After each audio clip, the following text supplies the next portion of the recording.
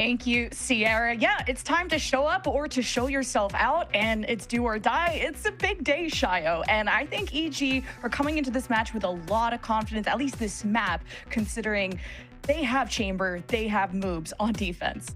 Yeah, they got confidence in themselves. They got confidence in kind of the recent results from Alliance Guardians that the desk is talking about. But for AG picking into this and kind of choosing to relive what was a very map filled with mistakes, you'd assume they've fixed a lot of their game plan, know where, you know, the things are that they need to work on, and they're here coming in with that experience, trying to go for a win on their terms.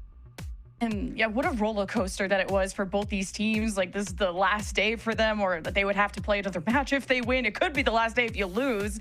But yeah, EG had that bumpy start at the beginning of the season. After the second win, they find themselves almost at the last round. And now they have to set the tone against Alliance Guardians, who have firepower of their own, mixed experience levels there. But it's how it comes together that the desk kept talking about. You have a 3-stack here, Shio, from EG on B.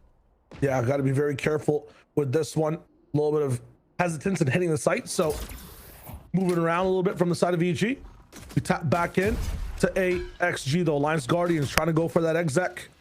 Other smoke in the way. They had a timing there for a second, but just didn't take it.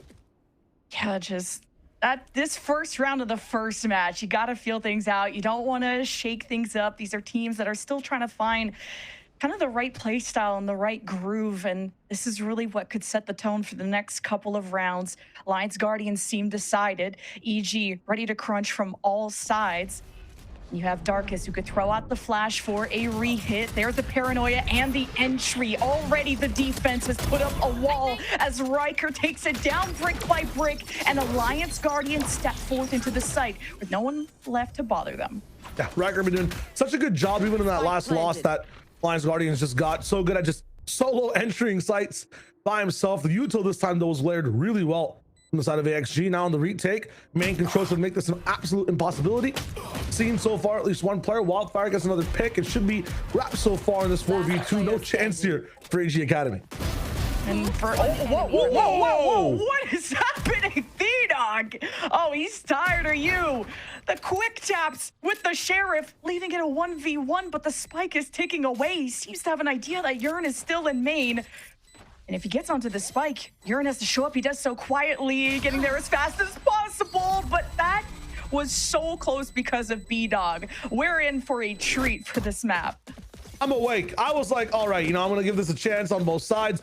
Oh, this pistol. Actually, they might have fixed it.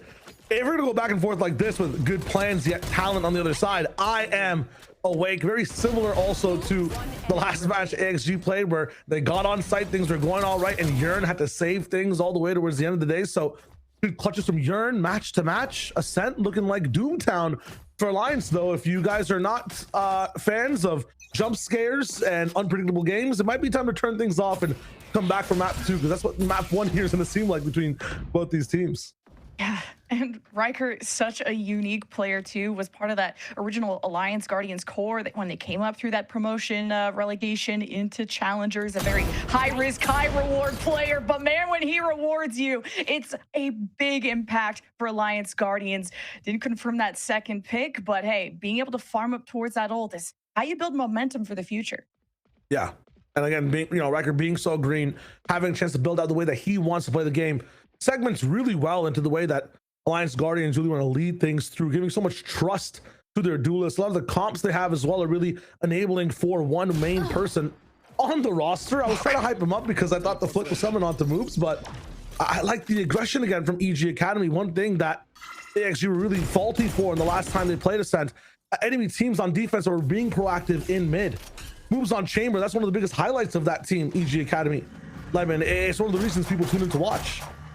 I'm tuned in still for this anti-eco. It's still 4 versus 4, and Alliance Guardians have 30 seconds left, and the spike is still in spawn. The door has been broken, and Alliance Guardians don't have a ton of space. And if EG take the high ground here, you're setting up moves for success. Now the second pick for EG. Yeah, they're going to be put down on a reverse pedestal for this one. 13 seconds. That spike has to travel even further to be protected as doors down, but the flood's about to come in. Paranoia, the rest of the team not clear. Nice trades from the side of EG. Still anything possible in this 2v2. Love that insertion too from T-Dog, knowing where the spike and where this rotation was going to be coming from. They left that gap of the door being open, and that was a good clapback.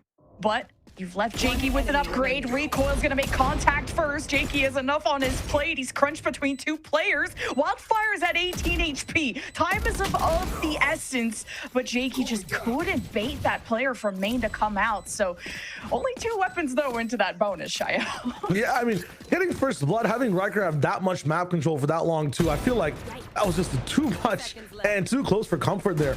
For the side of Alliance Guardians, one of the things that we also saw previously is in some of these rounds where they won, it took them a lot to win those rounds. A lot of economy, a lot of weapons down as well. Too many trades to the defensive side, or a clutch even, to get onto the board. So almost close to breaking their records in terms of how many rounds they got in terms of a win. So it was 3 last time. We're trying to stretch for 4 on the bonus, though. It's all about dealing damage as we're on some sheriffs, a stinger or 2. B-Dog go for the punish as well. You kind of one-rate yourself out there. My friend, it doesn't matter, I guess. Lock him down. A lot of these first bloods, I feel like, have come from Alliance Guardians, and now EG, now they're able to buy up. This is going to be, I mean, a round 3 op like EG. It's a big risk and a big investment, but in the hands of B-Dog, it seems to be paying off, and this creates such a huge threat in mid that I don't know if Alliance Guardians are going to want to flip the map, especially when you can't clear anywhere else right now. A lot of options to deal with the op, though. Double initiator. You're supposed to get a lot of information off that one. The flashes from Wildfire. Null Command coming in fast on this one. No chance to hold things down with a dart or a drone. It's all about the angles, moves, no TP, back sight, the spray. You won't have to pray if recoil's there. He'll find some value first. One comes in, though. Yeah, and that Omen smoke just completely blocked off moves, and Alliance Guardians split them up, but Moob still stands tall as the last anchor. GMD has to remove him. 2 left on the high-low. B-Dog with the second pick to end it for EG, but these rounds have been so close. Actually, yeah, the value there for Alliance Guardians is nice. 2 picks. Bit of damage to the economy. Op saved, though, so that'll be trouble for their side as well. Got to be very careful to what's going to be breaking down here. Nice opening from B-Dog too. Really good sprays. Yeah, and I think this would have been even easier for moves, but he still tried to rotate around that smoke quietly when it split him up from him and recoils. So Alliance Guardians have their own trap set, but EG are finding their way around it. So now you have a more forward push here from moves. Kind of a changeup. Hasn't been marked by this turret, and it may just get taken down. So that sense of security is there for Alliance Guardians, but will they walk into the hands of B-Dog? Now, the op still looms in the middle of the map, and Alliance Guardians have really preferred this B site, it seems. I don't believe that from B-Dog. At the same time, from recoil, he has none when he's on that angle. The op was covering the entire player. No scope comes in, saves him from that cat angle, and suddenly all the control that Alliance Guardians had, they pushed up just a little bit too far. These off angles are really troublesome. Just in case, or just in this round, AXG Academy have really put these guys on the back burner. Miracles needed from either Yamon or Wildfire here. I'm not sure if they have the tools. Paranoia, get no util on the KO. Paranoia comes in from Jakey, though, to still have a instance in this conversation inside main. We see GMD snuck onto site. The spike, though, has to meet him there. 36 seconds left. Yeah, I'm surprised EG are the B site defenders are not rotating into A yet. There's a lot of reliance on Jakey to basically peel for himself and to win this 1v1, because I don't know if he can get out, and really there's no escape and there's no help coming for Alliance Guardians. It's all up to GMD to recover this spike and then get the call of that player in wine. So EG take back-to-back rounds. That could have been a fake TP that we didn't see with the POVs changes. Could have just been a read from the side of an omen to omen play. You'd expect a reposition. I mean, just look at these players, though. Why would they need to change things up? So confident on all sides of the board so far. Even with the lurk gen, you're asking, why are these guys not rotating from B to A? And they don't even need to. There's trust in all their players right now. They're playing so well. 2-2, drop back down to an eco. AXG, how much value can you find? I think it's going to be up to Riker to find those openers like he did and kind of save the day on the pistol. And he does get by the defenses. Recoil, though, will ward him away. No Omen ult from GMD. at least some information just to try and get numbers, but these stingers are just growing through the opening, and even at range, it does enough damage. Urine falls though, and EG will still claim the round. But despite these big weapon differences, I feel like it's still anyone's game in these rounds. Yeah, a few mistakes there from EG on the repeats. Not even mistakes, I would say just whiffs. I like their overall idea to the start of that round. There's so many different ways you can hold down B. They choose to be on really far back lines, knowing that a Jets might be just diving in with a Bucky or a Stinger, knowing that there's going to be so many Sheriffs and low-tier pistols available in that round. They choose a back line. Moobs even has another TP to back site to make sure you can always have cover. And these guys have amazing crossfires. Even if 4 op shots whiff, still have Darkest coming in, saving the round. B-Dog now nerfed for the moment. The op dropped over to Moob, so the setup even switched up. You can see the control that EG have for the moment. A main not giving away, B main neither. They know Cat's coming. Double angle and Molly to delay. More delays coming out of EG. Alliance Guardians have really taken this slow. The paranoia hits main too, so Wildfire will be slow to try and set up the point. And I mean, EG just have so many tools to suppress the upcoming flood. And the Hunter's Fury was perfect out of recoil. There's only 2 people left from Alliance Guardians, and they haven't even looked at the site yet. It seems like EG get to ask the questions in the round and also give their own answer. It's a rigged test so far on this map. So much control of the mains means they have this 2-tier setup with Jet and KO in Cat, and then they can also answer the Hunter's Fury with their own from Market. There is no gap at all. It's filled right now with moves and every single AXG player dying across the map. Yvonne goes for the punishment in a 1v3. What can you do now? Really nothing. I mean, Alliance Guardians are such a big risk to try and flip the map when A wasn't working out because of the huge threat of an op or moves. I wonder if that's why Alliance Guardians are playing these early rounds so slow, is to try and feel out where this chamber is going to pop out of and if they can be ready to react and to punish. Sometimes the floods are successful for Alliance Guardians, but is it going to be a knife kill? No. Okay, just let's take this seriously. EG are doubling the score and they're on a roll. Same things for Alliance Guardians for the moment. It just seems like macro and control of the map specifically under that category has been at a loss in this Ascent matchup again. Always re-exploring spaces, always kind of fresh eyes on portions of the map to start things off in the first 5 seconds. If you have neither main and you're slowly walking up Cat, it's already going to be disaster. Relocating, you have like an infiltrated moves who's ready to op you down, TP you away, get double the value. It's troublesome though. Go for some A space again, but just look, already walked into B main. No one's going to be answering B-Dog for the rest of the rounds. And Darkest is still on this side, giving these guys a tough time coming into this angle. Riker though, this is the guy that finds the gap. This is the guy that leads the team. We'll try to count on the boat, but it's already sinking, Lemon. Yeah, the gaps are, well, the bullet holes in people's foreheads after that, and it's B-Dog. I don't think he can be stopped. You give him an up, you give him a rifle, and it's a flawless one. Alliance Guardians, I was expecting more out of the Stinger buy because it kind of shook things up the last time they did that at B, but at A, EG played so far back that Alliance Guardians couldn't even see what was coming. Yeah, you got Stingers. You can't expect to, like, you know, be in an MMA fight with a sniper rifle. It doesn't really make any sense. You gotta try to get up close in some nice angles, use that util to really grapple these guys, take them on the ground. But maybe Cat and A might not be the places to do that. I was expecting some form of B rush again. Don't screw it up. Not this time again. Things switched up. The Jet gone over to A, move switched over to B, has that operator ready to go. Paranoia doesn't care, still goes for it. The pressure is insane. All right, as soon as you mark the chamber, leaving the area, Urine is going to go for the lockdown. Still quite low, and Reek will use the Hunter's Fury, so won't have an answer. They'll sit on the edge of the site, and Alliance Guardians will step forward. The smoke's in place. There's a window of opportunity here. You leave your KJ in main. This is something that EG have to know from this last encounter. And now that everything is clear, Moobs knows there's trouble on the opposite side of the field. That double flank coming in. That drone gave away so much information. Urine lagged by that operator at the start as well. They'll help with some retake smokes for the team. And now Jakey, all you got to do is use that paranoia when you're close to main. They're getting crunched right now. Yes, they have space for Urine, but As soon as he goes down, this might just be a troublesome round. This is going to create so much chaos. The split focus may be value enough, but GMD dispatches the problem instantly. And Alliance Guardians get back on their feet and don't let this momentum get too far. And you deny the op, so it's just more green flags for Alliance Guardians. Yeah, Jakey being in to help out Yearn is, I think, a really good play there, knowing that your Senti player, the person that's going to control the pace of that round a little bit before it's decided as a low HP target.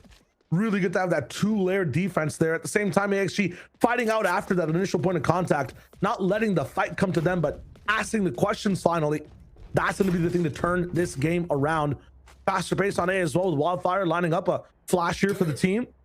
Maybe GMD TPs across and they can just get up on the angle from different ways together. It's a KO versus KO fight though. Mirror match between a 2v2 right here. It's a pseudo wingman operation. And for now, it's EG that controls A main. EG are switching things up too. Even last round, they had moves pop out at B, teleport out. Now you have this KO, this Omen. 2 ways to blind Alliance Guardians on this corner push. EG are testing the waters, have done some initial damage, and the ball is in Alliance Guardians' court. Now that they have a more of a split default, how they want to address this mid issue, because now that there's no op on the defense, maybe Alliance Guardians feels like the playing field is a bit more in their favor. Portal Force is online and AG knows that though, so not seeing Chamber mid, you're gonna assume that he is on B. It'll slow down their take. Riker being so careful with this and ready for it too. Now the op is finally down and it's Riker again to lead the team through a choke. It's great for Alliance Guardians. Now Riker still has to dash in with the op while watching Market, and his team was just either smoked off, too slow to follow up, and EG threw a lot of util that suppressed Alliance Guardians, left Riker out to dry, and all that space they were fighting for is gone. It's all about Secret Agent GMD, who's found space again on A. The crosshair though, the spike's always been so disconnected. The Bluetooth device never really paired. Wildfire though gets a little bit of connection. GMD loses his though. It's an ebb and flow on both sides. T-Dog, you gotta win this timing, my friend, and the spray will come in on the last bullet to get the spike down. What a Hail Mary play. Jakey at least addresses it 1v1 to decide the round. Alliance Guardians, I mean, they barely had time to pull this off. They got kicked in the teeth as soon as they went into B. And this would be a crazy comeback. And Jakey, the clutch guy for EG, pulls it off. I gotta know what res both these players are playing on, because I could see the head of Jakey from heaven. I think from GMD's perspective, I don't know what's happening in that one, but it's a close one all the way down to the wire. 6-3 doesn't describe the relationship between these teams right now. It's coming down to whiffs and sprays, 2Ks, and weird entries on both sides. It's a very scrappy game so far. It is EG that has that consistent level of control. T-Dog's had that hunger to win for so long, and to go for kind of like a, not like a Hail Mary, but just like a surprise play to try and catch those rotations. You got to play off the book sometimes, and that was a huge play to try and help Alliance Guardians, and a round that did not seem winnable from the beginning after you lose your star duelist like that. Now another null command push. Wildfire will hit the site and recoil. This has been a problem that Alliance Guardians have to look towards, and they come in at multiple points of the site to deal with them. And Riker continues to be proactive in these fights and won't take this round laying down. These non-command B hits have been so good so far for the team. Nice flash again from Wildfire, the peaks for the team. Don't throw this one in the darkest though. Seeing crazier things happen, all good. Riker is there with a 3K for the round. You see how different these rounds look for Alliance Guardians when they have Riker and when they don't have Riker. But at least Alliance Guardians are willing to try to go to the other side of the map, and they're not as scared about crossing into mid. They are trying to fight those, but Riker is such a huge boon for Alliance Guardians because he's delivering multiple kills when he is still alive in the round. But without him, this team is a lot more hesitant, and for good reason. You don't have someone that can quickly take that space for you. You got to be a lot more cautious, and Alliance Guardians making this first half quite close. Lots of expensive util used in the beginning though, just to get moves off these angles, and it's nice having that B main control now. EGA stop getting to ask those questions, stop getting to set up the test. Understand though who's inside main. They do it, or they are able to scan the jet down. So Riker spotted, and usually where Riker is where the hit comes through as well. Not seeing anyone else though. The A players not really concerned for this one. Double informational util put down in trade 2, and a Hunter's Fury coming in randomly off no scans. Don't see much on A. The kids at B though, they're not moving. These players are locked in and reading the fake. The thing is, can they read the split coming in from market? Alliance Guardians are so worried again about these insertions, whether it was Jakey and Wine that caused the problem, whether it's moves popping out in main. Like, Alliance Guardians kind of are relying on Yearn and Market to maybe shoot someone in the back, but no, he gets checked at the door as well. The options, the first option always seems to be nullified for Alliance Guardians. It's the clutch factor that seems to make these rounds close. Alliance Guardians, though, they break open into A. Thing is, they got here off that rotate, got there off the Jakey pick from Market, and Riker, he was the one exploring B, so he's not here. 3 players alive for sure, but this is a 2v3. The faster EGA goes, the better the chances are. Clash though at door in a second as Riker's finally here for the fight. There's no util from GMD or Wildfire, or maybe a knife, but it's just not going to work. EG, stand above. They have a bit of time. Moves, even he's exploring for any kind of off angle, that surprise play, and it really surprises him. Riker shows up right when Alliance Guardians need him, and now they just have to survive. B-Dog, he has to accelerate, and there's too many players left, along with the spike that he has to defuse. So despite EG going on like a 5-round win streak at some point in this half, Alliance Guardians never gave up.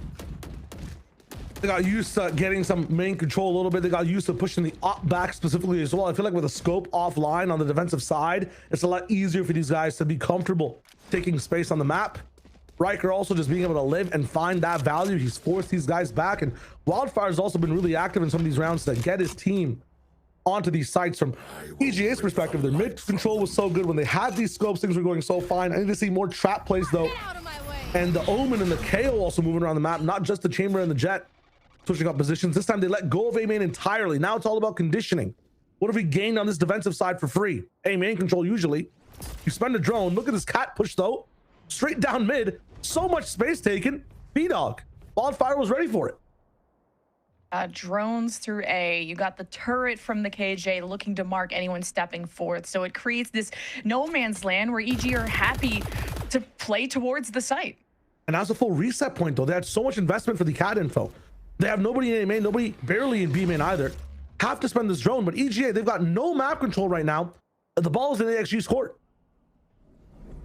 Moves with the Stinger can at least step forward. The KJ turret no longer there.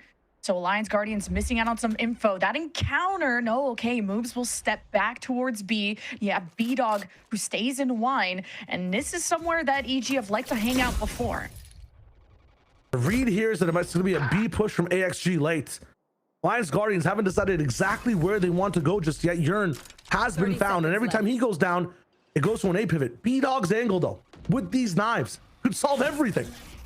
Yearn's presence on these post plants is going to be dearly missed. It's such a crucial part of their B hold, so they have to go to A. And Alliance Guardians, it seems to be a hill to climb, and B-Dog just tears them all apart. A flawless for EG to end the half.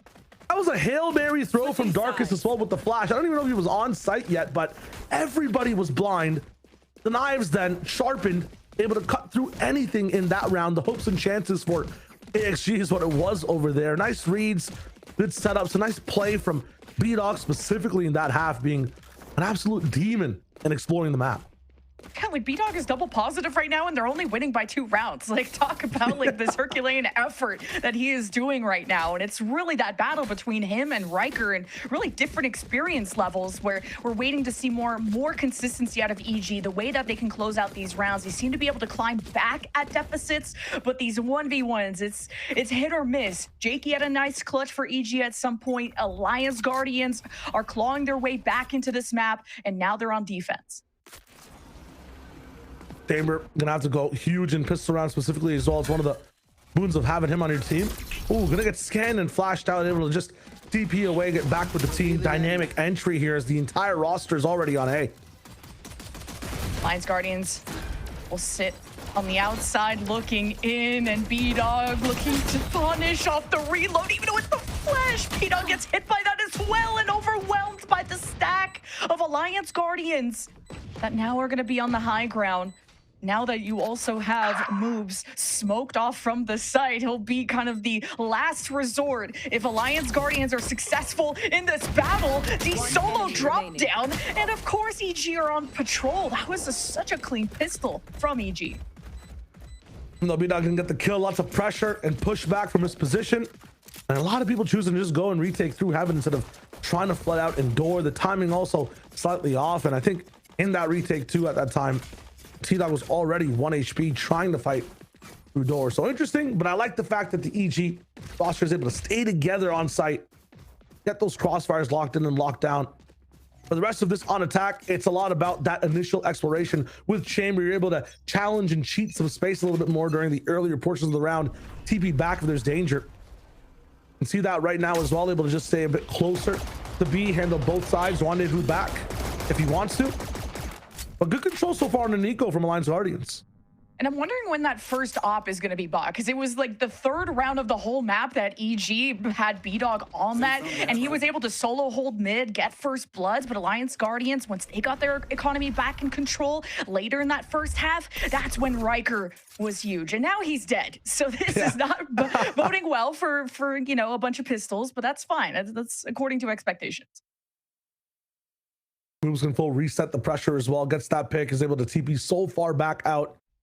Like a ghost, you don't know where he is, but you have to pay attention to the noises, the bumps in the attic, because you can still find more. Moves is still going, getting active. The rest of the team stopping. Any portion of defense. Moves is still linking these kills from coast to coast. With a ghost too, coast to coast with a ghost. It's just the move special. And this is why the desk and everyone loves watching this chamber, but he really needed, you know, kind of like what our desk was talking about, kind of the limited util that the Sentinel provides. Moves needs to show up with the firepower, and he does so with a ghost. That's crazy. And EG are looking like they're gonna have a strong bonus coming up, unless Yearn can finish off some of these low HP targets, but he may just kind of go down with the ship at this point and not want to give any ult orbs over. Still the segment from the desk. I think this is usually what they end up doing on the tier 1 broadcast as well. It's something they've highlighted a lot in these anti-eco attacks. You'll send one person in on one side of the map with just a ghost. That was moves right there. The rest of the team bunkers up. That person keeps pushing forward. If they find contact, they die. It's totally fine. You're giving away a ghost. The rest of the team can then push forward. A lot of times there's stacks on these eco rounds. Moves though finds value, and Chamber is such a good agent to do this. Explore with nothing more than a ghost strategy, because you can always TP back, and Headhunter as well acts like a guardian. It's a pick on Riker, is able to keep hitting pressure mid.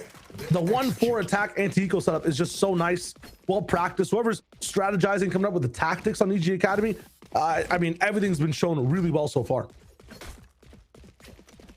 Really has been. This is now double digits that could be looming here for EG Academy.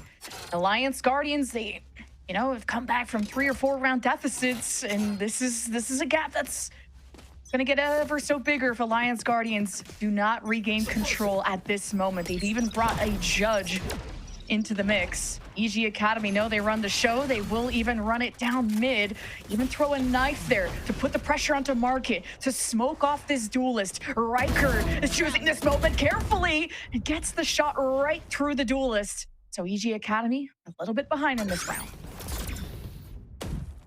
Flash a bit too predictable. Judge is still locked in on the angle. Ooh, value off the judge. This is what Alliance Guardians invested into, and then sometimes you just run in and you try to overwhelm the judge, and the judge has friends. Got a jury too, and Alliance Guardians with a very healthy round. I mean, they have all still 5 intact, which again is only bolstering their economy for potentially an op buy in the future. I always talk about map control. I always talk about how you should be fighting for these mains, not giving up too much space. Alliance Guardians doing the opposite in that round, and the opposite only works if the enemy team just wants to run it down.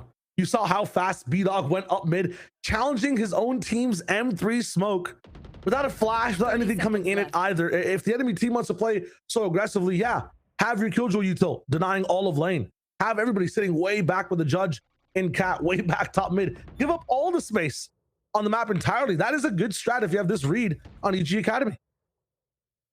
And usually that null command has been the first ultimate that has come up, whether it's 10 for seconds Wildfire or left. Darkest, and Darkest is going to be the closest one to that, which could be kind of when you start cycling these ults. This is how EG Academy can start to cross that finish line to take Ascent, which is Alliance Guardian's map pick. And already the desk was talking about this whole map set being more EG sided, and at least they're proving that to be true.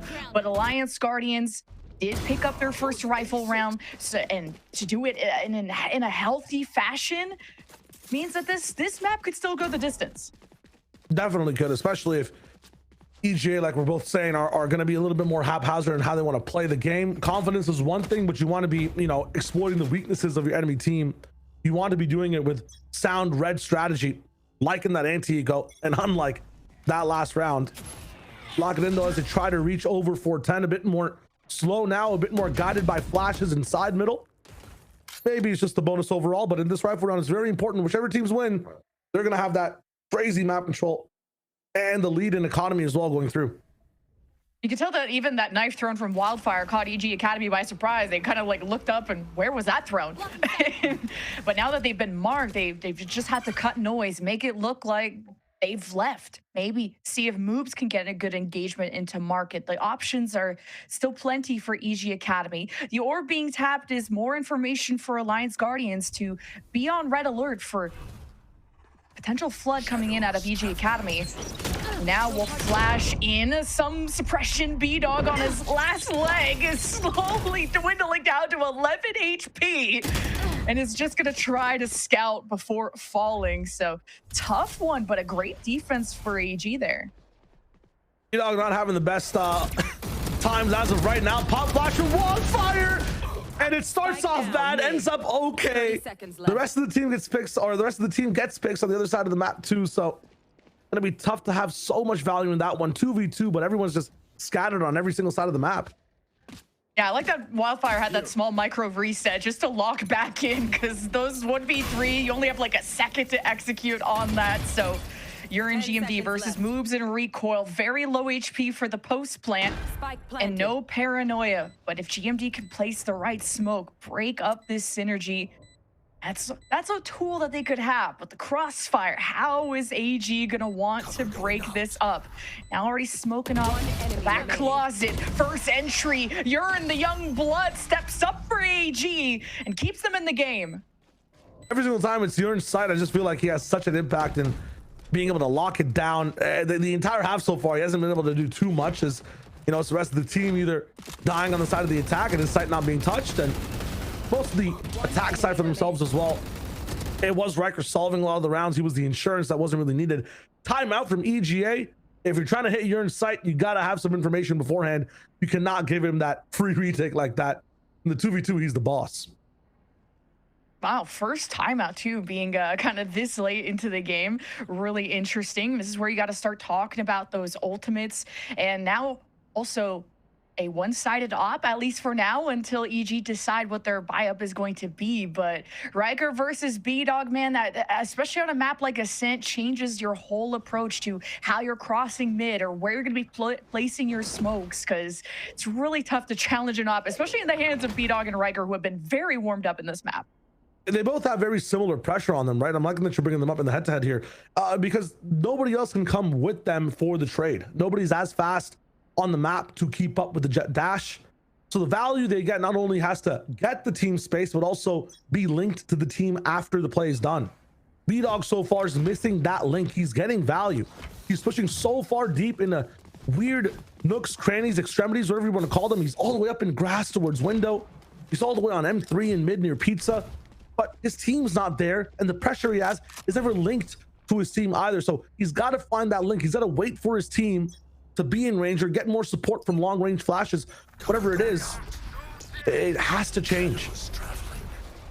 Mostly a save, just a hero rifle for B-Dog, and he's going to be exploring. We'll see if maybe the Sheriffs, I mean, EG were very surprising, especially I think it was B-Dog that had that 3K at that one point.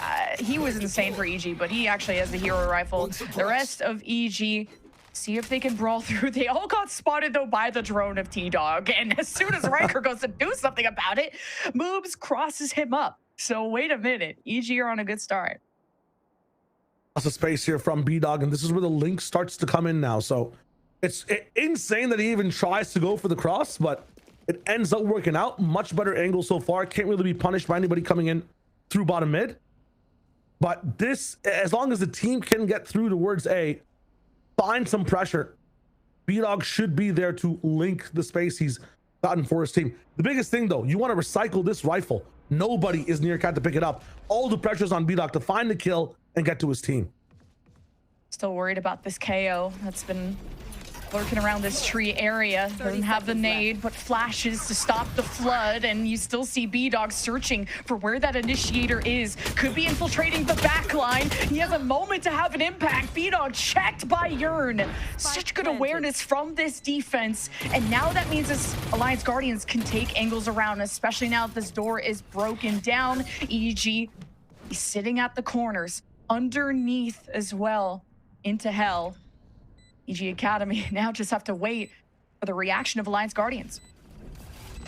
Smokes up. Gotta be careful on all sides. Recoil trying to see anything, but he's paranoid. Close range for GMD is just good. Alliance Guardians on the retake against the Seiko. They've solved everything, and the enemy team got a bit too greedy to start it off. It's gonna be fine for them.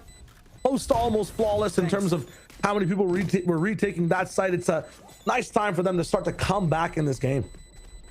It was a 4-round deficit. Now Alliance Guardians almost in that shadow. And this is though EG Academy still scratching the surface. Now they have a Hunter's Fury, which Recoil was very impactful with in that first half originally, especially when they have information to work off of. And EG do take that time to do so. But is this EG Academy losing their grip on this map? It's kind of what is a trend that we've seen throughout this stage that has put them in a situation like this. Even in their last series, they took the first map of Ascent and then fell short on the next two maps. So EG Academy got to learn how to close out. They're already going to put pressure on A. Time B-Dog's with the team. No greed to push in. No need, because it's not an eco. Big swing coming in from everybody, and not enough damage even from GMD. Only receives one shot. Wildfire will lock in on this side. The pair will buy him some time. Someone's got to break that drone. It doesn't spot him. So this setup will be so nice. Just Fury. Oh, the spike drops right in the middle, and the op just gets to sit there. That's insane. Through the Hunter's Fury, the fire and the flames, it is the worst spot to get the spike down at, especially against an op. Even with the smoke, clearly everyone is disrespecting smokes, whether it's EG against the one-way and AG on this high ground. Just through the smoke, Riker's insane. Value after value. Riker's really stepping up on this one, and the op is translating to absolute victory for AXG, tying things up with this round win. Cover going out. And this time the pacing just not as fast as before. I like some of those EGA crazy rounds where B-Dog's just in a spot you wouldn't expect him. 30 seconds. But GMD and the rest of the team do such a good job at using their utility early. A lot of the times you see them caught up with it. You know, as the entry's going on, the rifles aren't ready either, but the early paranoia, early KO Molly coming in, everything is such a good adaptation from AXG from the last time they got 13-3'd. This is so deja vu from how both these teams kind of got into their leads, or it seems like AG are about to tie. EG, as soon as they denied the bonus from 8 Alliance Guardians, they went on a 5-win streak. Then it was 5-2 to kick off the map. And look what's happening here. Alliance Guardians denied the bonus, and now they're win streaking. We have ourselves a 9-9 game, and of course denying EGA from going down with the ship there. So this is the impact of the one-sided op. Riker was pivotal in that round. That spike dropping was everything. The tools they have to keep rolling things forward as well. Yearn with the lockdown, T-Dog, Hunter's Fury, they got value a little bit on the attack side as well. This time now, how much damage can he put through? Sometimes you want to use it on an eco like this just to get the double digits on the board, just to maintain your momentum. Still got to put respect down to the enemy team. EGA not really electing for that major map control, maybe just a delayed hit, letting AXG simmer, ponder as to what's happening on this round. So that you can tell that Alliance Guardians are sensing that hesitation, and that EG Academy haven't had success at A. Surely they're gonna try B, and Jakey already taking down Riker. Is EG Academy starting off on the right foot? Well, look how Alliance Guardians have lockdown in hand. As soon as EG Academy even have any presence over here, you can tell that there's going to be a clapback. Thing is, this lockdown was really nice with Riker's position in market. No Riker, bad lockdown in my opinion. You might want to save it, try to go for some value, and maybe even just elect T-Dog to use the Hunter's Fury when they plant. I'm liking the scale up here, trying to get that op from market as well. The smoke will need to come in. I think it's just 10 more seconds still. Jakey has one and then another. For the cross, there's the M3 smoke. T-Dog, no value, and Hunter's Fury into market. It's not going to find too much. The lockdown will come in, but again, no one's really here to receive the pressure it makes. The flood will come through. They have to just break this base down. It's only Yurn protecting him, and like you said, he has to fend for himself. But T-Dog, the Hunter's Fury with the assist. Yurn with the slam dunk. He's an immovable object. And EG Academy, I mean, it was desperation already to try and deal with the lockdown, but the final boss was this Killjoy. That round, though, both teams walk away happy. A lot of confidence built up from the AXG side with a really good investment of ultimates to lock down control of that round. At the same time, on an eco, you're getting your enemies to spend 2 ultimates, 2 big ones like that as well. You're happy. You're happy you don't have to deal with them with these next few rounds, and that the economy kind of falls into your way now. Towards the end of the game, at least ultimate to ultimate. 9-10, I mean, this one is so close. Both these teams really adapting, putting everything on the line. Null Command coming up for Wildfire soon as well. Still slow from EGA.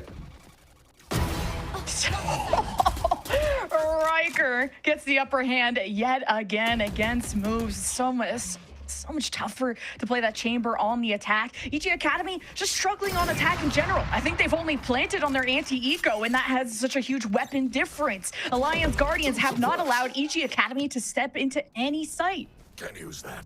And Riker's done such a good job at choosing where to start the match and the round, at the same time being able to follow these drones. Wildfire also not getting caught off guard, off time on smokes. This guy is activated and dialed in. Which hopes now in this round from EGA completely dwindled, drowned after everything started off wrong and ended up even worse afterwards. And it's these opening engagements that I feel like dictate how the rest of the round is gonna go down. It's like a set of dominoes. It's always B-Dog and it's always Riker, like being the first to fall as they're trying to make space. They're trying to make a big play. And this time it's Riker who's running the show. He's in the spotlight. He has the op and no one can contest him because someone has to figure out where this op is.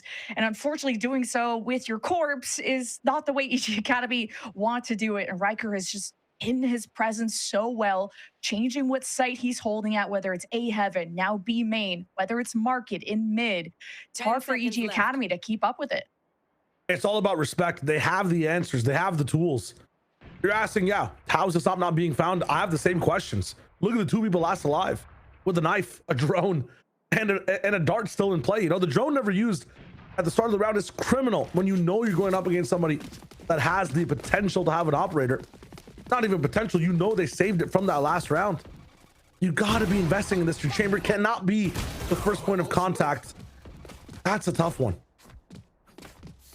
And AG Academy, are they losing grip on reality and Ascent? Well, the answer seems to be trending towards yes. Alliance Guardians, 6-round win streak now. Not a what, 1 plant for EG Academy this whole half?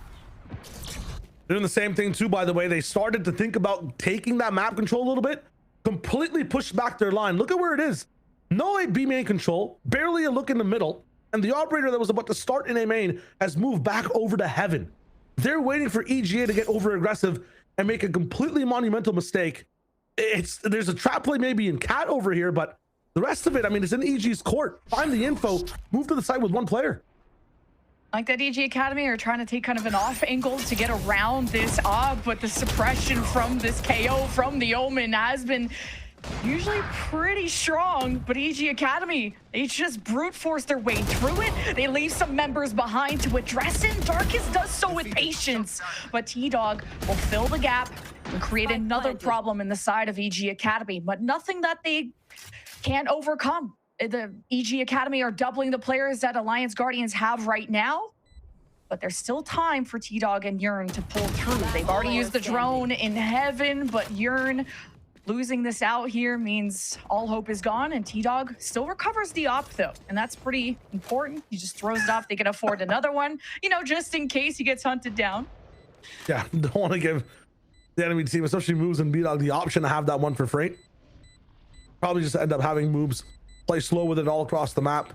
They can't afford it for the next little bit. Totally a good option to throw it away. And I talked about the setup being good from AXG. Doesn't matter if your shots are better from EG Academy. These guys trading in twos. Darkest swinging off the dash from B-Dog, and then Jakey making it there in time to double swing treat. With Darkest, it's really smooth. Laminar flow and how these guys look in movement right now. Can't even tell who's moving where. It just looks completely homogenous. It's amazing the way this team is attacking. At the same time, it comes at a cost. These other rounds where things look a bit more chopped up, where B-Dog's by himself. It's been 50-50 so far. That's why EG are still not in the lead. And I think EG Academy just really supported B-Dog well. And that's how they found their way and got a successful plant, a successful attacking round. But is that enough? EG Academy, was that a fluke? Can they actually climb back into this despite having, what, a 3 or 4 round lead at some point? EG Academy is still going to take their time with it. You know that EG could obviously afford another op, so they're doing so carefully, moving as a stack. That's what worked for EG in the past. Seeing now, market hasn't been something they've pushed in a while. Not going to have the smoke for Jakey, so could be trying to get through this backline and sending B-Dog on a surprise run as Alliance Guardians with 2 people pinged, a B-Dog unnoticed, and that's the gap that's left behind and that B-Dog finds. Another Grand Canyon Marianas Trench level of gap inside the defensive setup, and it's found, explored. B-Dog though running out of oxygen as he's in this ocean of a distance and gap, trying to make it all the way over towards the site. T-Dog drowning him over, but he gets scanned, he gets shot down. Again, it's all on Urine. Paranoid, scared, but there's no fear in his shot. Still locking things down.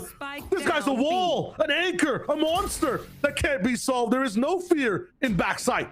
And Recoil has fear though. He's 22 HP, barrel spotted. Urine just locks in, and he's just untouchable. What a fabulous anchor too for Alliance Guardians. With a first blood, EG Academy split away from their duelists, but moves barely gonna get away with this plant, if at all.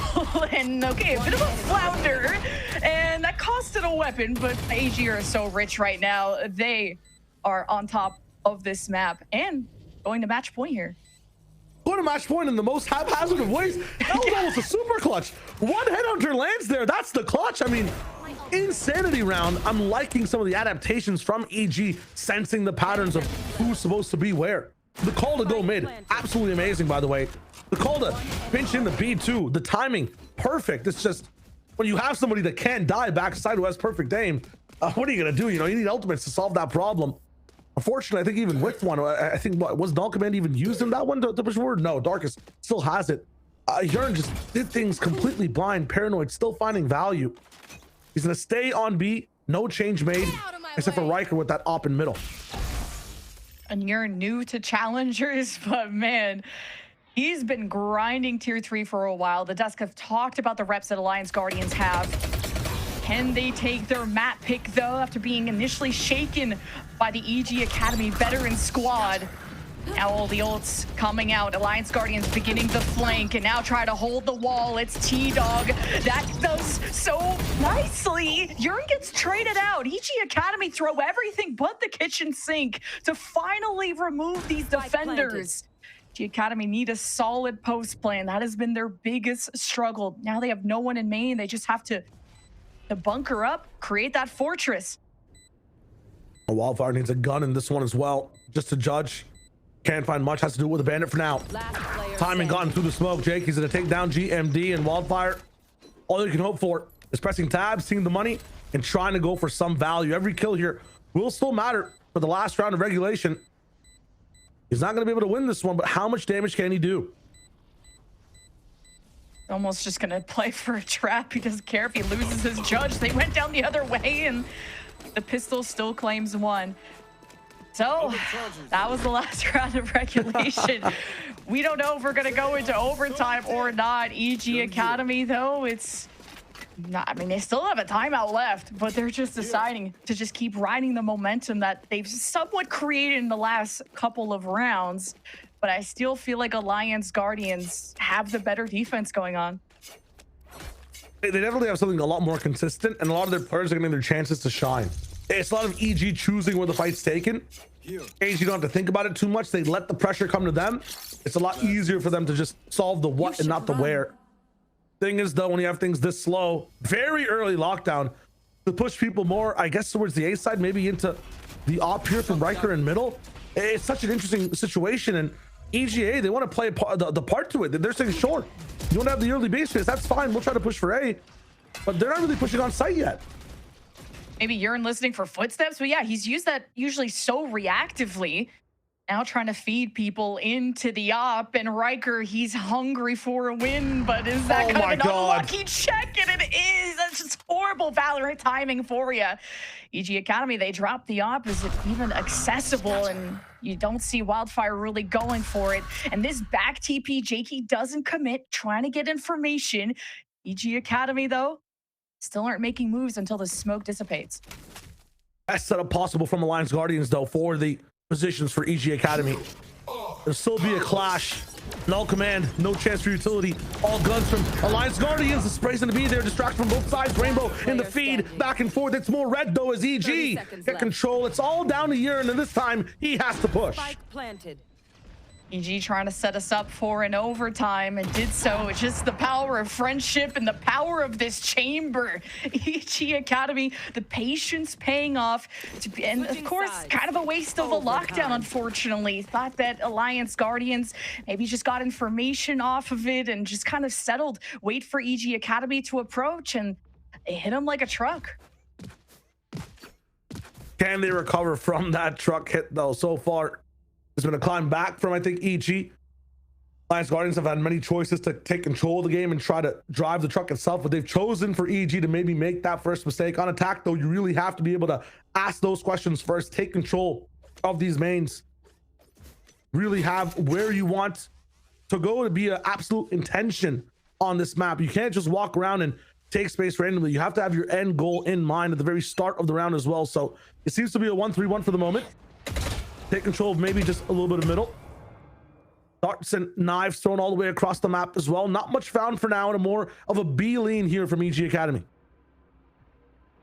Now you have such an even playing field where you don't have to worry about an op, at least in this round. And Alliance Guardians only took a small handful of rounds on their attack, if any of the rifle rounds. It's, I think, only maybe 3 solid rounds for the rifles. So, but Alliance Guardians, if you look at the recency bias, they've just been on fire in the best of ways. Now they start to secure the final objective for this round. EG Academy holding it down. Here's the approach. Moves, gets exactly what he wanted. Over in logs, B-Dogs spots the barrel, fading back into the shadows, confirms 3. Man, his spray control is so good. EG Academy kick off our overtime. They're definitely in the lead, and his spray control has been praying to come through, and we've seen it a bit before in this game and obviously the previous ones as well. But he's tried to play this logs angle with value a couple of times. It's not really worked out totally in the best way before it. Finally, in the OT, when the pressure's on the line, goes for it again, ends up rocking it down. AXG with their timeout in OT as well, making sure that they're on the same page on this defense. Again, in regulation, they really did wait for EG to come to them and really make a lot of the mistakes. They were more focused on the micro of the site, how they wanted to take these fights, more so than where they wanted map control specifically on defense. They never really pushed as much forward. I think just Riker with that op in the very last round, they saw him get timinged a bit.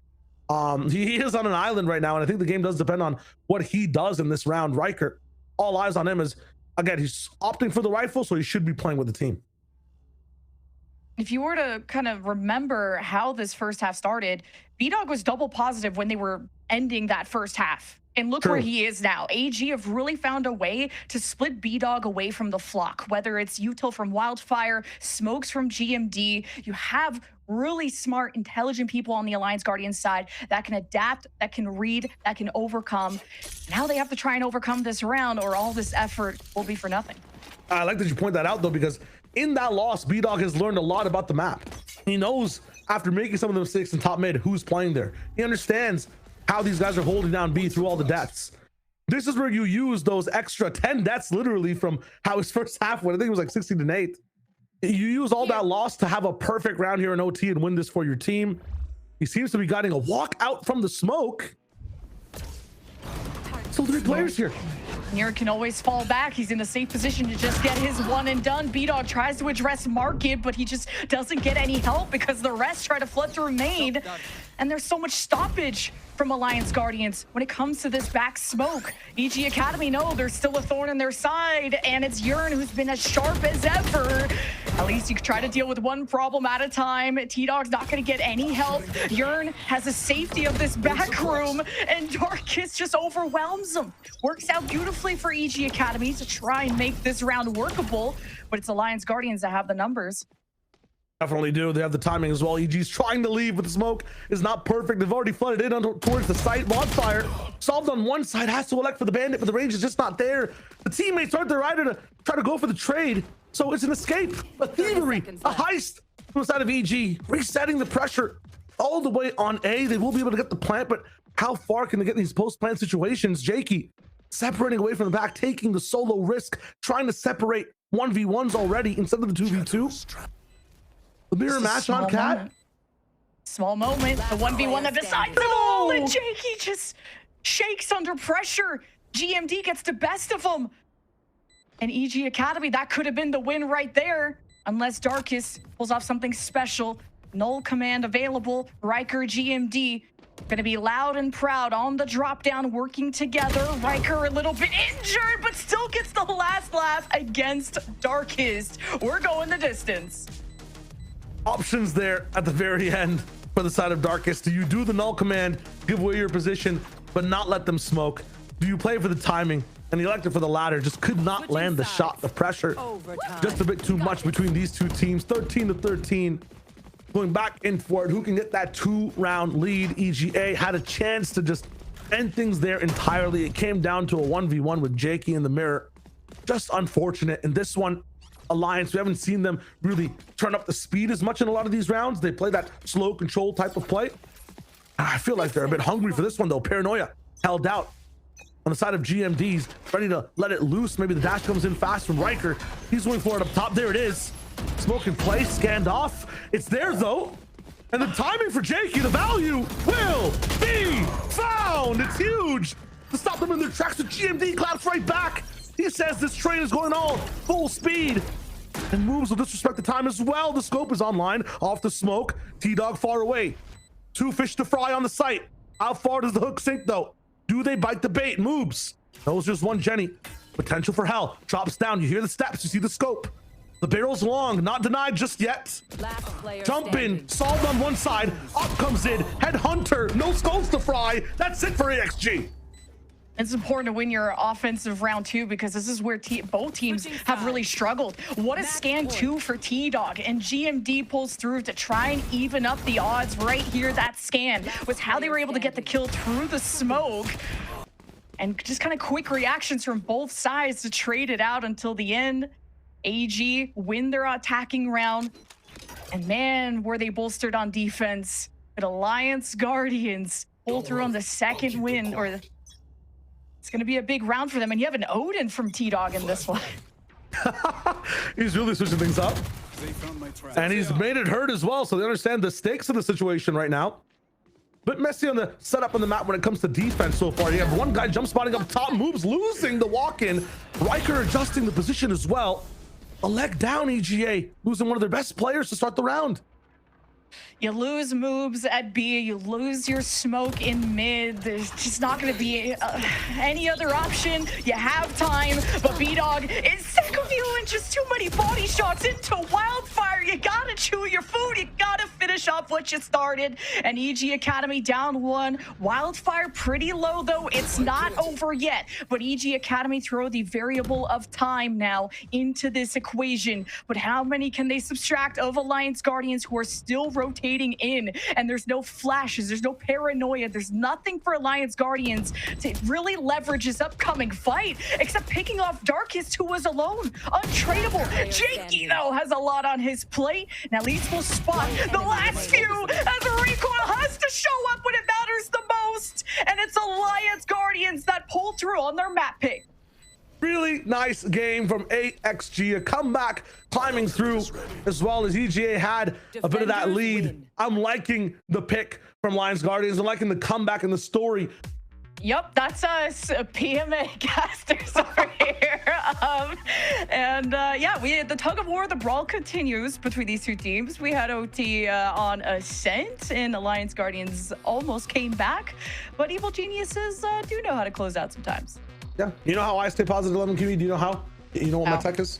I watch rom-coms, and one of my favorite tropes in a rom-com is when it's those two star-crossed lovers who never meet. You know, the guy's late to the bus stop and the girl's already on the bus. It's just gone. Like, one person's exiting the hotel, the other one's entering. They don't know each other yet. Vito was picked when Raze was not in the last time Alliance Guardians rocked it down. Now Vito will be an awesome pick against Deadlock, against the Fade, against some more of these projectiles coming in, and we're not going to be able to see that going down. It's a tragedy so far, but hopefully the Cypher pick and the pivot here is a bit more consistent and less of a Conry, more so a dramatic hold from the side of the defense. Unfortunately, Darkest will come in, and the Deadlock that Athena doesn't like puts in some work, rocks it down, and really opens up that site. Yeah, who cares what agent you play as long as you shoot good, you know? Like Darkest and friends from EG Academy, their Sheriff rounds have been so solid. They really can pull through here. 4 versus 3. They have to climb back in the series, though. They can maybe do so on their map pick, especially kicking off on the pistol, but Alliance Guardians on the high ground, especially including a Frenzy into the mix, are taking their time wrapping all the way through ramp. And I don't know if they're really going to have time to win through this and get a defuse, especially with all the post-plant util available. So it kind of took too much time to develop. Oh, you're seeing the wrong tech here. So they signed up for the sightseeing package. They never went. Yeah. They never wanted to go for the retake. They just wanted to see the sites a split. It's a nice train station nearby. Get some nice souvenir stand snacks right behind where Wildfire is. You can even eat the spike if you wanted to make sure your eco's good. So nice walk in from the side of EGA onto A, and being able to avoid a lot of that Cypher stuff at the start of the round. And it's interesting that Wildfire went for the middle trip instead of trying to bunker down a site. Maybe they expected EGA to go for some mid control, but unfortunately, information is going to be chosen over the lockdown, and as a result, EGA have a nice free site to take. They're going to look towards A again in these, or in this buy up, in this anti-eco, and we'll see how much value they can get. And usually EG Academy have been able to convert these anti-ecos, but when it comes to these lower buys, both these teams have been trading blows. Wildfire, though, exposed, and EG Academy at least will confirm that kill, but still want to see cleaner rounds out of EG Academy. Not a ton of flawlesses even on the first map, but the sonic sensors, the power of this Deadlock is something they continue to rely on. And Alliance Guardians find their way around and behind. EG Academy flip the whole round on its head and will end up crossing that finish line. Yeah, Deadlock, a bit of a choice now on attack, has a lot more value with the grab net getting the initiator buff as well. So you end up getting like an average of 1 more up in a half a little bit. If you want to play a very long attack round, start with some execs with it as well, which a lot of people love to do. You can instantly throw it at the A barrier. You can have mid tech with it as well, straight in the vent if you want somebody to double blast back or dash in. Deadlock is nice right now in getting that opportunity to be a pseudo initiator, and you just talked about it, Lemon Kiwi. We talk about Deadlock touching these sites, the sonic sensors, the wall, no answer of a veto. It's very hard through a smoke to be able to chop it down. Gives you so much free value. So again, it's not the most orthodox picks on this map, but in tier 2, if you can get a bit of that cheese locked in, if people don't have the right protocols to deal with it, it can give you so much value. And EGA have been finding it on split over and over again. Have round 3 annihilation too. This is gonna be pretty impactful, especially if you can mark someone close by, see if you can pull them through, force Alliance Guardians into a fight that they're not ready for to make a quick decision. And EG Academy slowing down this map and kind of set up this ultimate for success. Yeah, I'm liking that point out of the annihilation. That's why You can see Deadlock mixed with Fade, Information, and Annihilation at the same time. Know exactly where to push this one. Darkest sends it towards Pillar. Bounce back, does not find anything, but they do know where Wildfire is now. The Flood starts to come in. Paranoia very early. Still 50 seconds left in the round. And EG Academy have to break their own barrier in vents to go back towards their spike. And maybe if that Annihilation would have caught someone, that would have inspired EG Academy, or maybe sell a really good fake. Either way, the openers are as clean as ever from EG Academy, hoping to convert the bonus, which so far is looking healthy and on trend. And Alliance Guardians just happy to guard the weapons that they have left. Remember the practice range, like you can go into it and select the spike setup where you have to like clear the corners of all those like little bots that are there. It feels like I'm watching that setup from AXG right now. No one's covering each other. I feel like there's every single 1v1 is easily attainable, discoverable, and takeable from the side of EG Academy. And it might just be a bit too fast in transition, trying to get into elbow, maybe help your anchor a bit too much. It's the desperation to play against a Sentinel that's so good at locking down the entire site.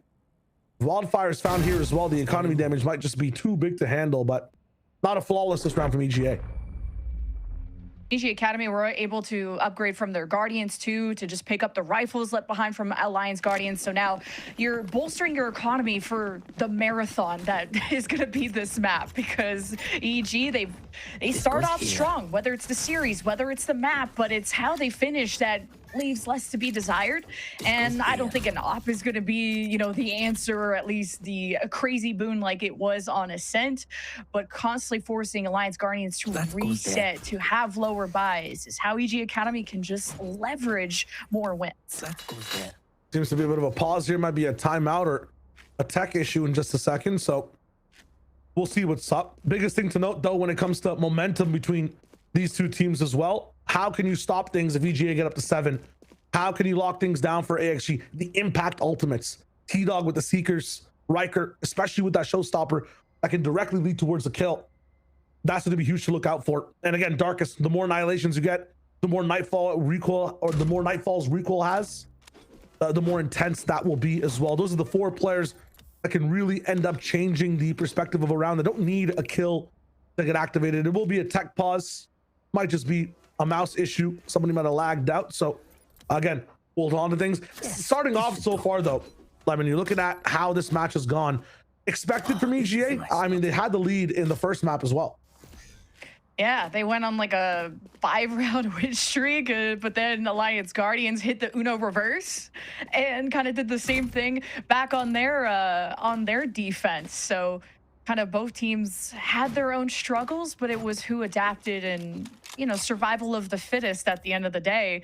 And it came down to an overtime clutch from Alliance Guardians, where EG Academy sometimes have crumbled under that pressure, and I think have put so much weight on themselves, maybe feeling the weight of being potentially the first time they've missed playoffs all season, making it in stage 1 and stage 2. So EG Academy, the talent is clearly on paper. They know they have to meet certain expectations, especially representing an org like EG. So this is where like mentals come into play in rounds as deep as this.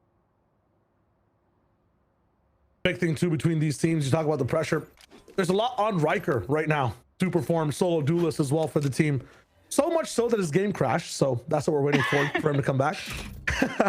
No worries, but we saw him play very well in that solo duelist role, get so much value on this map, even in loss. And I talked about how there's 4 people to look out for in terms of the ultimates to be able to use. I feel like the ultimates were a big reason as to why Alliance Guardians came back in that Ascent map. The thing is, they had 3 really good ults. The lockdown, the null command we saw from Wildfire over and over again, and then T-Dog's Hunter's Fury. You're not going to have that option of so many impactful ultimates in this one. It has to come down to strategy as well. Urine walking down into an amazing angle, positioning can basically give you so many boons and better success if you have a lack of economy in a round. The one and done will be found there. The thing is, he has the rifle here, and whoever's swinging off of him has the stinger. So a bit of opposite situations and how you can help. That might be a troublesome part. Even T-Dog is in the mix to throw some util, but this Viper has been isolated, and it's a fantastic job from EG Academy. More 1v1s. B-Dog chokes against T-Dog, and now you just have the Stingers that stand tall and have denied all of that space that EG were working for. side, Wolves in mid. Still, look at the defensive pressure that's gained from AXG. While this is breaking down, you have Gimon who's taken over B main, understands all this space, and you can have people rotate over to A. And they're expecting a B re-hit though, because no one's moving to A. 35 seconds, solo on site, and the pressure that GMD, the space that he's gained, leads to nothing. It's all on Wildfire now. Let's see, EG Academy can continue to have success at A, and the openers always seem to favor them. But is T-Dog coming in through ramp, his presence known and not able to withstand, was hoping to find timing to prevent the plant, and now kind of tried the 1v3 there. Leaves Riker and GMD to pick up the pieces, which coming in with mostly stingers, it's not the worst round ever. And now you're hoping to maybe get some upgrades, but Riker's not in the direction towards any of them, and there's a barrier to get through. So EG Academy, pretty flawless so far. Top in, Riker's still gonna try for this one. Though, still can't even find a kill. Close range stinger through the smoke. Unfortunate. GMD will try to do as much damage as possible if anyone wants to end this round his way, but it's not gonna be coming in for now. Another round where, you know, once Deadlock ends up touching that site, once you start making the right moves on the map, you end up just winning. And it's a combination I haven't seen just yet, and I didn't really consider in the game. You have Haunt plus Gravnet, which is a really cool combo, because once you press F to take the net off, you can't really shoot the Haunt. You have to make a decision. If you shoot the Haunt, you're trapped where you are, you can get spammed afterwards. You don't get to take the net off. So I've never seen, you know, an ability to really give scans that much value. Not many other abilities end up doing that. Maybe the C sometimes if you end up staying in the same spot, but guaranteed value on the site. Really creative use of utility on the side of EG Academy.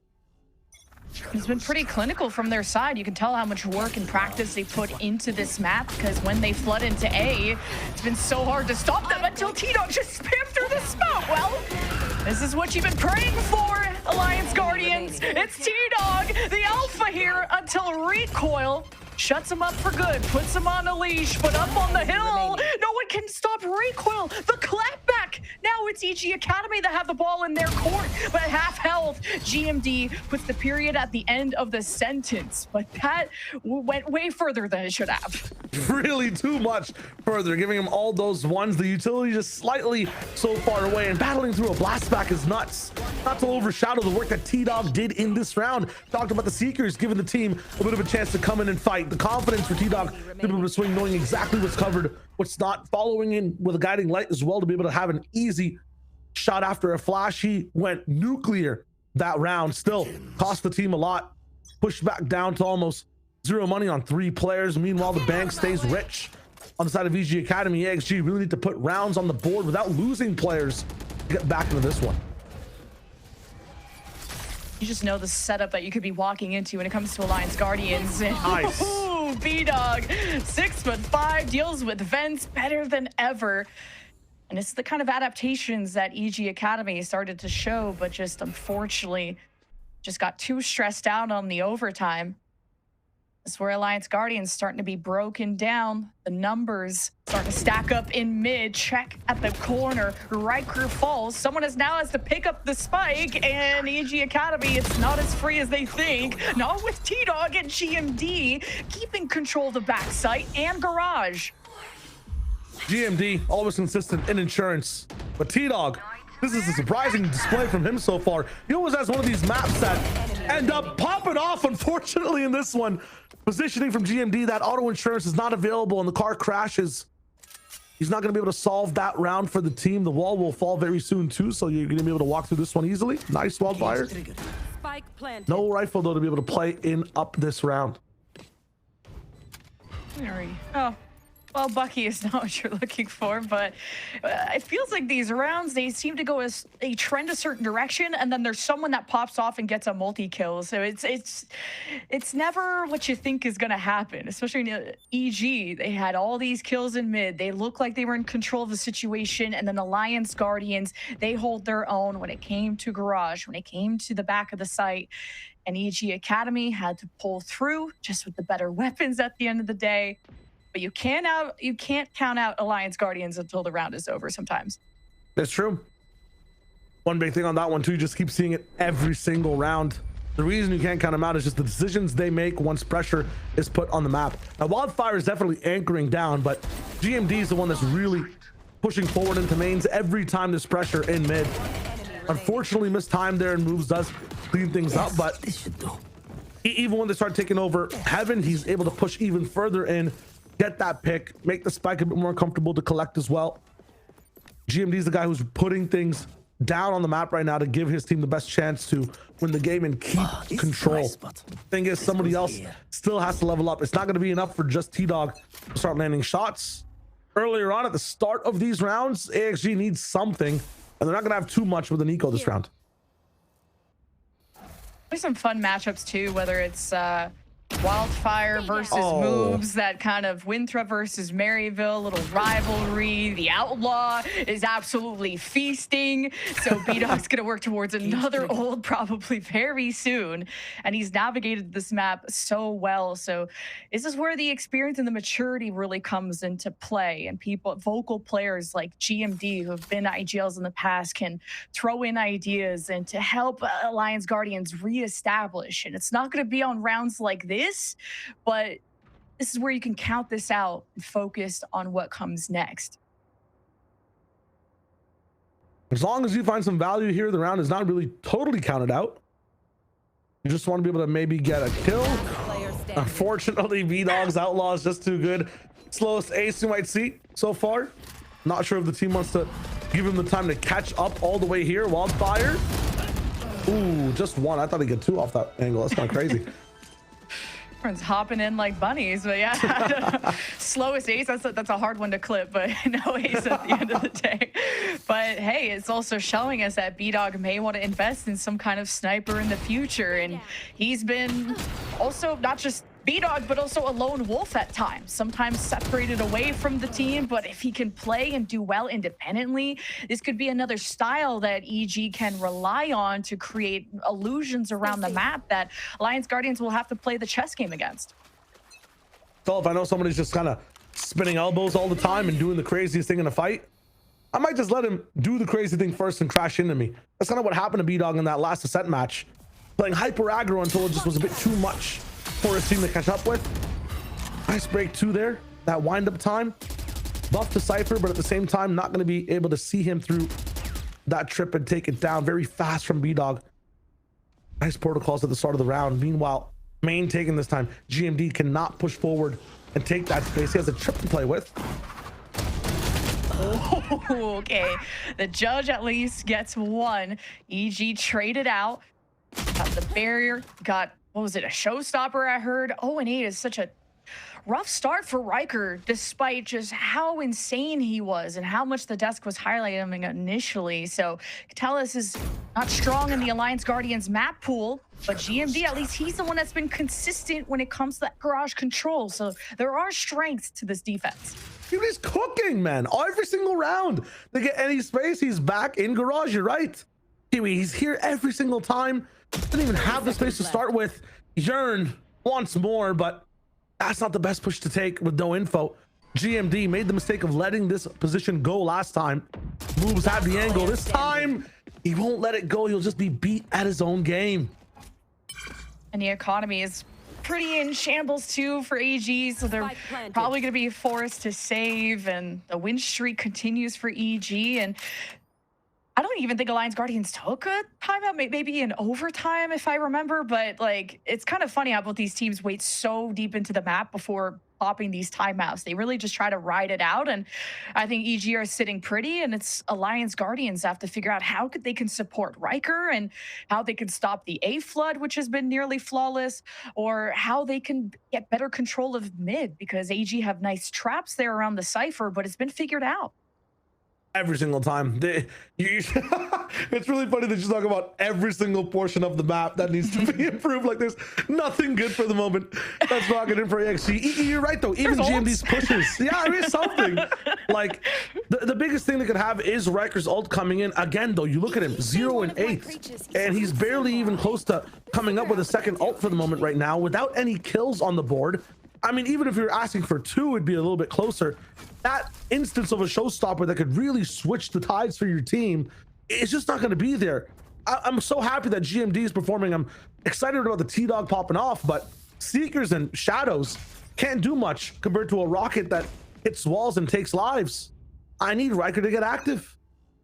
And T-Dog has that scoreline because he had, what, like a 3K just spamming down the smoke at A that one round. So there's definitely flashes of brilliance from Alliance Guardians, but then even that round, I think, came down to a 1v1. EG, they try to match heroics, but Jakey could not check this 1v1 that he really needed to win. And this creates hesitation in the EG Academy camp, as now the defense has time to retaliate. Now with some stingers, a couple vandals, the Annihilation claims one.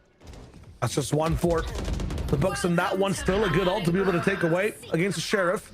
Wildfire found some value. Seekers coming in. Two still are on their journey to at least attack the pit. The pit being put down on the right side makes things very hard for the entry to come in, but easy for the side of AXG to push through ramp in heaven. Some things given, other things taken away. Spray inside the smoke, but nothing found just yet. Darkest gets his take of the pie.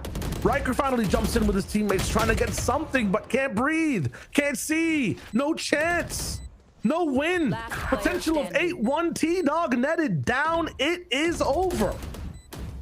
Literally on a leash at this point. Okay, at least he bites back a little bit. But I like also there was insurance with that Viper's Pit, how it was placed. It even reached all the way into screens, so you could always have, like, if things were to go awry, have a player nicely hidden all the way back there, completely inaccessible to any of the spam that could have come through, because Alliance Guardians seem to rely a little bit on just pressuring smokes that EG finds safety behind.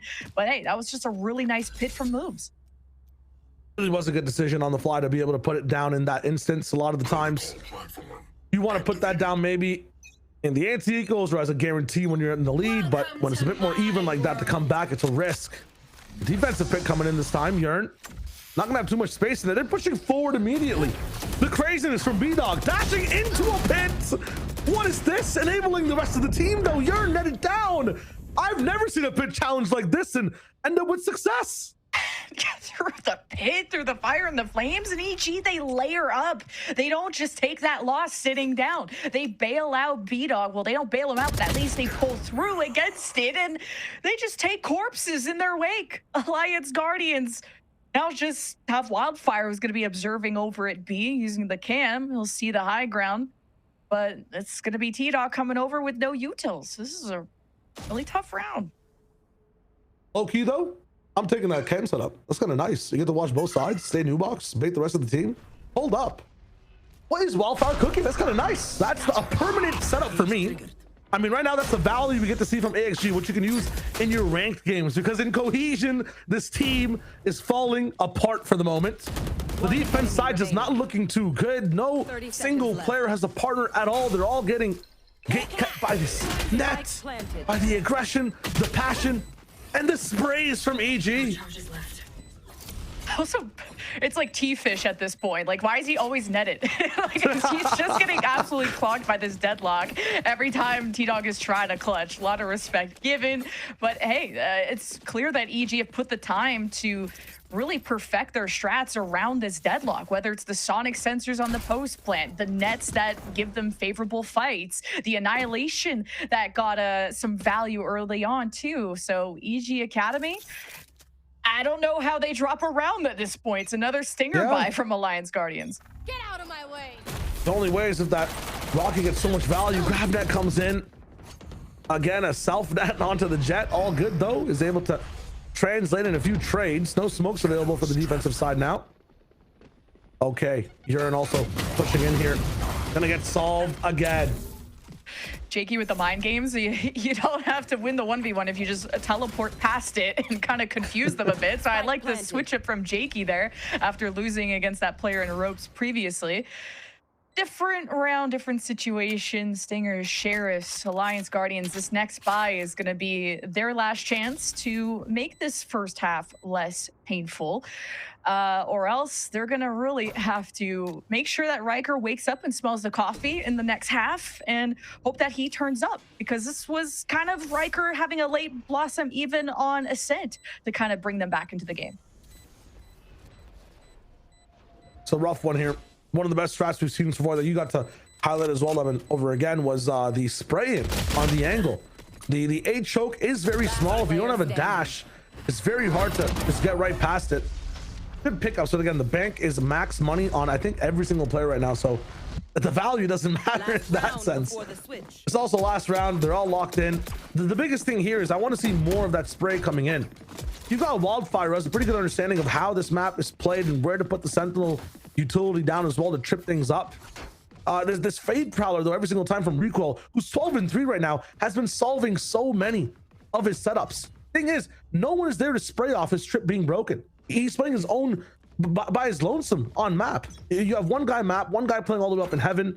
The only cohesion's kind of in mid, but between Riker and Yearn, there isn't too much confidence in peeking down mid as much. Everybody on AXG are kind of back in their own turtle shells. I need to see aggression, annihilation coming in now. Chaos being thrown through us. A Heaven's taken for the first time from the side of EG, and it feels like Lions don't know what to do. EG are just, it's so charitable today, just how much space they were just given. Heaven completely given up from Alliance Guardians. They avoid the annihilation. They get a first pick onto Jakey. This is constantly a show match between Jakey and whoever's up here, whether it's T-Dog or anyone else. And EG Academy a bit stubborn. At least they keep AG busy on that side of the map, but there's more around the corner. B over at the B side, GMD steps up, and at least he's the reliable one on Alliance Guardians. Absolutely. I think Riker's position and how they chose to fight with each other, they figured it out on round 12, ultimately towards the very end. Wildfire even trying to make it over towards T-Dog to be able to play that trade in Heaven was a very good pivot. And again, yeah, the double up from GND and Riker. It just took a bit too long to figure it out. And I love the way that AXG play around conditioning. They've taken site every single round. They chosen that one to push over into A Heaven instead. That really threw Alliance Guardians for a bit of a loop into what to do. The setup in terms of the trips too, it was a really good switch up from Wildfire, as I was asking for, but AXG outcalled the people that can see everywhere on the map as well. The casters, it's kind of crazy right now. And is a 10-2 scoreline enough to inspire the EG Academy fans? Like, surely you close this out. There's so many ult cycles, so many chances. Alliance Guardians, they're a team that are so resilient when it comes to mental. How they're able to overcome deficits even on the first map and to eventually win it when it wasn't going their way. Deadlock on defense, though, has completely locked up B. So Alliance Guardians marking that and not going to mess with that. One of the agents that can have such an impact on pistol rounds. It takes so long to break apart even the mini sections of her wall, the small nodes on it. So at least B will be held down for 35 seconds longer for now. Pivot on all the way over to A. All eyes on Riker. Gotta have a much better half in this one. Slow walk in over, but a perfectly timed Prowler to understand the positions, the conversation. Recoil will open things up, but the rest of the team is flooding into sight. Jakey will be the first person to take pressure. Here. Now a slow cross, now synergize across the smoke. B-Dog just needed to hit the one. Jakey claims two. And it's a showdown to determine who takes the second pistol. If it's EG, it's all over for Alliance Guardians, I feel like. We'll be seeing Breeze, so such an important round for them to claim. T-Dog on his last leg, but kicks Darkest into the dirt. It's moves in a 1v2. At least has prevented the plant for now, and now it's a game of cat and mouse. It's a rat race. It's escape. Again, though, 13 seconds. Do we have? Yeah, we definitely have more than enough time to get the site. That's nice. Well played from the side of Alliance Guardians to at least be able to touch the site for now. Yearn is able to get that pick as well. So pistol game, we'll see how much far forward they can push this deficit. Again, there was a comeback in the last map. You can't count out Alliance Guardians until they end up what? Just losing maybe the anti-eco or losing in one of these ultimate rounds. They're very good at getting scrappy, understanding the level of the game, and then bringing things back. Definitely an uncomfortable map for Alliance Guardians, and you got to give them credit for still trying to fight and find ways to have a win condition when their Riker was such a huge part of that equation on the first map. You wonder if maybe Jet would have been more comfortable for him because he's such like an explosive player, and Showstopper didn't work out last time. So Alliance Guardians very careful on how they approach this. Yearn is just overwhelmed. Goes 1 for 1 at least. And EG Academy still have B on lockdown, but the barriers bit further back. So Alliance Guardians are walking into a trap. Darkus avoids the flash, just has to hold his one angle, but he's completely by himself. And he hears all the noise and the trouble, and the headshot isn't enough to down T-Dog. And this is Alliance Guardians about to secure another one. Spike planted. Let's see the amount of time that he can buy just with the deadlock there. Darkus, Jakey getting even more value with another pick. Got to remember on these ecos, every single time one person goes down, value for the side of the eco. It's not always just about the win, but doing damage to the economy, damage to the players. I'm liking this so far though. Trap play, some proactivity from the side of EG. We didn't really see too much of this from the side of Alliance Guardians on their defense. They really played on their side of the map. Now it's about this rifle round, right? Like if EG continue holding their side of the map, the deadlock has actually flipped sites as well. It's important to note of the sonic sensors. Alliance Guardians really like that flood. So now EG maybe don't have to spam through the smoke or just play into the unknown as much. You set the trap, wait for the prey to jump in. Alliance Guardians think they're going to meet some kind of resistance in Garage, so EG are switching it up on them. Playing far back, Jakey with the AD. Not going to get touched by that outlaw either. Bullet does not hit through the smoke. Get that showstopper closer to getting online. And this time, EG are comfortable playing on a back line, waiting for Alliance Guardians to make that first move. EG Academy trying to stay as stoic as they can through all the noise and the bait that could be placed from Alliance Guardians to pull them away from their util, away from their power positions into a leveraged fight for Alliance Guardians, and EG are not going to take that bait. Really far though, not taking that bait. They've really pushed back into their sights. Not close at all. No scopes for the moment either. Just trying to play in twos. The only weakness here is the A site itself. Just one person on it so far, but Darkus is supported by those sensors. At the same time, gap game from T-Dog trying to push right through it by himself. Bit of a fake, bit of a worry, bit of a distraction, but look at the focus from Moobs. Understands where the pressure could be coming from. Now stuck between two different shots to hit, and T-Dog is the one who's just more surgical. And just like he did on Ascent, T-Dog finds these moments to shine when his team needs you to the most. He'll go for a miracle play. Gets his second one of this round. Seconds left. Seeker's gone. Jakey 1v3, and T-Dog's looking for the ace. And he absolutely gets it. Alliance Guardians will survive off of that. Off the back of the IGL, the guy who can control the game can also be the one to knock bodies down. T-Dog is absolutely chomping through the competition right now. Confident entry on the A ramp as well by himself. What was he even doing there? How was he even allowed to enter that way? Doesn't matter. He finds the hits with a Guardian. Yeah, T-Dog, just sometimes you send him on a solo adventure and he puts the cape on and LARPs a bit as a hero, and then it actually works out. And this is EG Academy. Are we starting to feel nervous a bit? 10-2 lead. Starting to get closed as Alliance Guardians starting to meet some aggression here from EG Academy, fighting for the orb and doing so right in front of Wildfire. But Jakey, what a shot with the Guardian. Wildfire understood the information. At the same time, it is aggression getting these guys back on the board. Although he does die, you might question why. Confidence needs to be built up by these players. And I'm liking the decision to try to fight at least against uneven guns from Wildfire. Crazy cross there, by the way, from Moops, who does not get punished. But again, AXG confidently scaling slowly right now in twos on both sides of the map.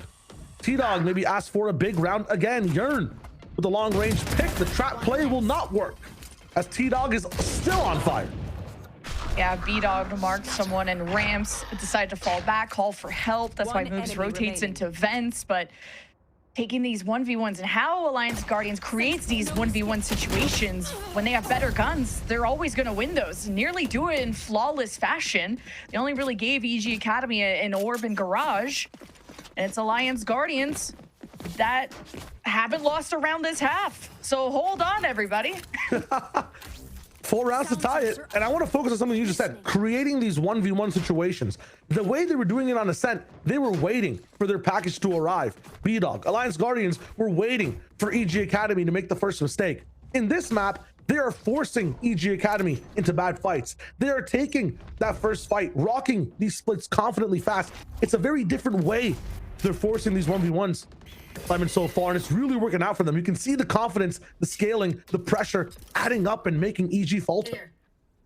See Yearn over at A trying to create opportunities as well. I mean, he was incredible on the KJ, defending as an anchor back on Ascent. Now on the attack, we'll see if he can really flourish as a lurk. And he'll have kind of a 1v2 over in ramps, but I don't imagine he could do that well against a high-low, but maybe I'll cast a Cursive. But right now he's going to chill out, maybe call over Alliance Guardians to support him. The up-down stays so far, and this trap might be a bit too much to deal with unless everybody skips it and goes down one of the other sides. Darkest, no. So they're trying for it, have a nice setup with the orb there up top to cancel out pressure from this side too. So AXG, they're ready for anything for the moment. And Wildfire finds the pick on the B-Dog in mid, who's holding out that scope. Neural Theft will change the entire round. The setup's red. They have space on A if they want to take it. Just some Deadlock util to go through. Try to break the wall. Sonic Sensor's on site. You see Deadlock moving over. Darkest, he'll be the answer on A. How long can he guard this? 20 seconds on the clock. Can you buy a minute for your team? Yeah, Alliance Guardians need to tempo up. This Neural Theft forced EG to take these long rotates away from mid because of the presence of Wildfire. 13 seconds left, and now EG Academy have come to play. Recoil with 2 will step into the arena, and GMD and Jakey will exchange the spike down, and EG Academy have to rely on moves yet again. 1 versus 2, and to defuse. Gets T-Dog down, moves damaged, and now dead. Alliance Guardians finally met a challenge in that round, but have not lost their grip on this half. Full flow for AXG and very dynamic in the way they're playing this game. Everybody's swinging off of one another. Nobody's staying static and waiting for the fight to come to them. It's just T-Dog finally delaying that round towards the very end there. Not staying confident with that second swing is a good decision to let Wildfire confidently finish that round. Everybody, though, is moving back and forth, and as control slips, you have to get a timeout in there from EG. This is not just about strategy, but a lot of the times people forget timeouts can break the momentum from the enemy team if they have it. I wonder if AXG after this get put on ice, because in terms of confidence right now, yeah, Riker might not be there, but T-Dog, GMD, even Yearn are doing so well at fighting together and operating as a unit. Wildfire and Riker can start things off and finish them as well. And this is a similar point of the map where EG called a timeout even on Ascent. I'm surprised it almost took this long, because it's 5 rounds. EG haven't figured out how to stop Alliance Guardians. And it's not just these simple floods. Like, Alliance Guardians are really working different points of the map, creating so many different threats. And even when Alliance Guardians get first blooded, like, they still are winning. And these 1v1s, AG are clutching them. So it's EG that hopefully are taking this timeout to figure out the best fight plan around this Nightfall, or at least in the next round, how they're going to use this Nightfall. Give themselves a bit of a mental reset, a bit of a breather. The one good thing for EG is that AXG are playing in their language. They are playing their game. One of the best things that EG's comps does is interrupts the way that you want to play aggressively and fast. Sensors, walls, the paranoias, the seizes can really trap people down just about where they want to put every single player. Moves, pressured again. Vents has been a part of the map that AXG has been attacking relentlessly, really suppressing the ability of Moves to control the pace of the game. And Moves has been creating these fakes on kind of changing up his position. He scares the heck out of me, though, how he crosses these smokes and no one's marked him yet. B-Dog will have his mark, though. Eliminating the lurk now from Alliance Guardians, but they're crunching from so many different angles. You have to address these sonic sensors, though. That's going to be Yearn's responsibility. They just, I guess, straight up expire, and EG are just going to replace them deeper into the site. Alliance Guardians, they still have to work through some of this util. Send the boom bot in deep. Maybe Alliance Guardians can try to go through this backline. That's kind of what T-Dog likes to do. He'll make that call, but the Nightfall showers down on top of Alliance Guardians. They retaliate with Seekers from T-Dog. Desperation now as Alliance Guardians go to A. On the Eco too, you can see that the interruptions I was talking about were there. Snakebite all the way in heaven. Deadlock's wall inside B main, and then a net to come in for stairs again. There's no way they could come back on this one. Now, 2v4 coming in for this. 2 rifles up until as well. Gimon not going to find any value. And this might be the Thrifty that sets this match all the way on its head. EG, after the timeout, had their brains reset to be able to lock things down, put the util into the right spots, solve these rounds, and come right back. It's 1 T-Dog against 4. He might have to ace again. No time, no chance. 1 bird. But no win in this one. Gonna choose to save a Thrifty for the side of EG. Really messy though from Alliance Guardians, and for the 2 players that were left to not be able to play off of each other, to be left in scenarios where you're facing a death ball of sheriffs, and one's in the hands of EG Academy, where you know that's also a strong suit of theirs. So would have liked these Vandals to have been in closer proximity to at least trade, to at least farm up something, another ult. And yeah, that exchange of ults, like you pointed out, is a pain point. At least post timeout, EG Academy, if they see the light, and at least the good kind, not the bad walk towards the light one. So, I was about to say. So they see the light. But the light bulbs are turning on. Showstopper still gets nothing. Riker has just been perma-silenced in this map.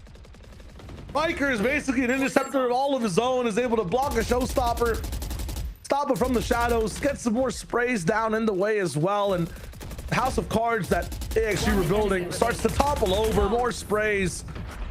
No way for AXG to get onto the site. Match point for EG, who want to bring that breeze into reality. And also take a breather for EG Academy. That timeout was everything, it seems. They seem so much more composed, much more like they're following a game plan. And even when Alliance Guardians tries to throw a wrench into their gears and start to go through the defender's spawn, like EG Academy still stuck together and work through to react. And at times you have to play Alliance Guardians game, and EG Academy, they're still trying to stay steady through it. Match point, Alliance Guardians, no timeouts. Now they have to go through and work through not only a barrier, but a Viper's Pit placed in mid. Barrier down to the cost of a lot of bullets, and at the same time, Moonbot in. Okay, I thought barrier was down. Never mind. The thing is so elusively hard to pick apart. Riker uncloaking here, or what is it called? Decaging? Could be a problem. Vandals too. So you look at know, this. you got the tracers, but the Annihilation has been held, by the way. Darkus was in vents and he could have went fishing at any moment, but wants the guarantee. This is huge. They're actually pushing into a main here, but the rest of the team is coming in from sewers. Darkus will find that first pick. So proactive. Annihilation. He could have got the 2K, but no way. Save your teammate though. Yearn with a classic, please. He's safe. Safe. It's not baseball, unfortunately, but this is some really good Valorant for Alliance Guardians, man. What a clutch, what a pull through, but Moves and B-Dog at the top of their hill, and Moves at the top of his game to set up B-Dog to end it once and for all. And across the field, across the way, GMD now trying to think that this duelist has gone to the high ground. He has a window to plan. It's a risk that he has to take with the time being limited. He chooses that moment carefully, but now he's backed into a corner. And B-Dog knows he hasn't had time to escape the site. You're gonna hear the drop down, and it's gonna be, does GMD swing off of that? Does he find his moment on an alternate angle? B-Dog is waiting for GMD to get antsy, to leave his cover, his safety, but GMD is not gonna take the bait as B-Dog now steps up against GMD. Here comes the approach. B-Dog walks right into the crosshair, and GMD's patience pays off.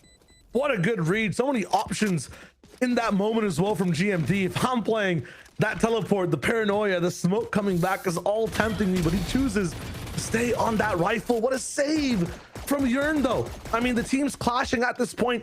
It's such an EG thing to push into this position at that point in the round. They will not wait on their side of the game. Both these teams play split, and their ethos for Valorant so differently. One so aggressive, one ready to receive pressure, and the pressure being just a bit too much for the team now. Alliance Guardians will call the timeout, off a round win, and see what they need to do here. Yeah, off of a round win is kind of interesting, but it's also you're feeling the intensity of this map of EG finally figured you out and are not maybe not going to choke, but it kind of I kind of was worried at the start of this first second half, I should say. But Alliance Guardians, I think at this point just need confidence, whether it's talking to Riker, whether it's how you can support him better, whether it's let T-Dog cook, because sometimes how Alliance Guardians works the macro of this map throws EG for a loop, and it forces them to play Alliance Guardians games. So I'm thinking more T-Dog ideas may just be what helps Alliance Guardians sneak more rounds out. Big thing too, they might just be paying attention to the eco overall. Understand an operator might be in play for the side of EG. And also, where do we want to put this pit in the post line as well? You have a few ultimates coming up soon too. So how do you want to use them? AXG will rock it down in mid for now. Nobody invents to abuse this time for either team. Trailblazer will come in and get denied up on top in heaven, and that might just reveal how this setup is being played for the moment. Deep wall, the barrier orb inside, or the deadlock barrier at least inside B main. Is able to get B-Dog on the op angle still, but on a timing, it seems as though Wildfire has found a cross. Man, the silence is almost deafening between both of these teams. It just really is a showdown of who's going to make that first move. Riker has been caught in this position before, whether by a Ned, and I think Alliance Guardians, even when they walk into a trap, they still manage to survive at times and even punish EG, but it's really back and forth on how these rounds go. You can see the pressure getting to EG though. It started on such a close line across the map. They've been pushed back way deep into their spawn, back deep into their sights. No control of B main, A main, vent, B heaven. It's all been lost. So it comes down to the side exec. Time is of the essence though. Hitting at 20 is very different at hitting at 40. Not gonna have too much space to breathe. 19 seconds. 18, we've got to get to the sites. Off angles become so much more dangerous. 13 seconds, you're on attack. 10 seconds, and there's a net in the way. 8, half the time to get to the site. No one's out yet. The spike is down, and that's the game. I don't believe it. They time themselves out. AG, loose split, and Jakey gets the kills. What is that? This is going to be a banger, and I don't know how many times we have to say it, Shayo. We're so excited because now Riker's back on Jet. The op is going to be such an important part of this equation. We saw how impactful it was for Alliance Guardians back on Ascent, and this is where everyone's warmed up, and there's no more excuses. The style between both these teams as well was highlighted by the desk. I am very more so leaning towards Harbor Viper in the meta right now. I feel like a dome wall is amazing to have, just like, you know, Owen and Viper can have on the side of EG Academy, but Harbor's extra wall, the Reckoning retake as well, the options for the Cove, it's overwhelming. Throw a KO into the mix as well, and Wildfire has been shown to have good lineups. I feel like you get more value in the sky as well. We got some classic, very haphazard, how much aggression can we find from EG, with some more structure on the side of AXG. And that's gonna be the battle between these players, between these teams, leading up till today. In this one, immediate site taken over, but Harbor's really good at retaking this one if they want to take the time to lock it down. EG have won every attacking pistol in this series, but B-Dog has to get healed up. I don't know how much of a break Alliance Guardians are going to give them. They step now into the arena, and the Sheriffs are as deadly as ever for EG Academy. And backed into a corner, Recoil collects two and wants to collect a big paycheck after this, and it all ends in EG Academy's favor. Really good smoke layering there. Just the wall goes down. Jakey's dark cover's already up. At the same time, double flashes coming in. Not enough people committing to those double flashes after the fact, and really good ante from the side of Darkest to not get flashed, support his team while they're full blind, and hold down the backside flood angle. If they had Storm Surge, if they had one more piece of utility, if they slotted into not going Ghost and staying Classics, that would be amazing for Alliance Guardians. It is Breeze though, a long map, a lot of the initiators to lock into having an opportunity to shoot as well, so you don't always see that. This time though, a switch up from EG Academy. We go from A all the way towards B, exploring things in a very split way against an eco. Might be dangerous. No trade though, as Jakey's on one. Yeah. Yeah, sometimes Jakey could be hit or miss, but man, when he shows up, he's flashy and he's impactful. And now he's dead. But still, a 2-for-1, you'll take those. But Alliance Guardians would like to take anything that Jakey left behind. And that means some mid control for Alliance Guardians, but an open B site for EG. One enemy remaining. No value for Wildfire either, unfortunately. And a very nice patient round on the back of Jakey's shots for EG Academy. EG Academy now just have to stay put and leave eventually. But does GMD maybe catch B-Dog exiting here? That could always be nice to bolster Alliance Guardians for the long run, but not getting a ton of kills so far for Alliance Guardians, which everything matters for the orbs and how you get that first ult cycle online. But EG Academy, even on the last map, they were able to convert that first attacking bonus, and they went on a 10-2 basically win streak. So it's always, though, how EG ends that kind of concerns me, but really, I'm confident on how EG starts, at least. When they start strong, like you're saying, and they have that momentum, they can really let it ride. It's all about making sure they can translate it towards the very end. As again, you've mentioned before on many maps, they have given it up a little bit, but winning that pistol, very important to start things off right. Angle towards B again. Bit of a harder site to retake. A lot of the times nothing is done on the A site for the defensive team. You really lock down B more with numbers, jumping off of window. Feels like T-Dog wants to be there if possible, but immediate dash in.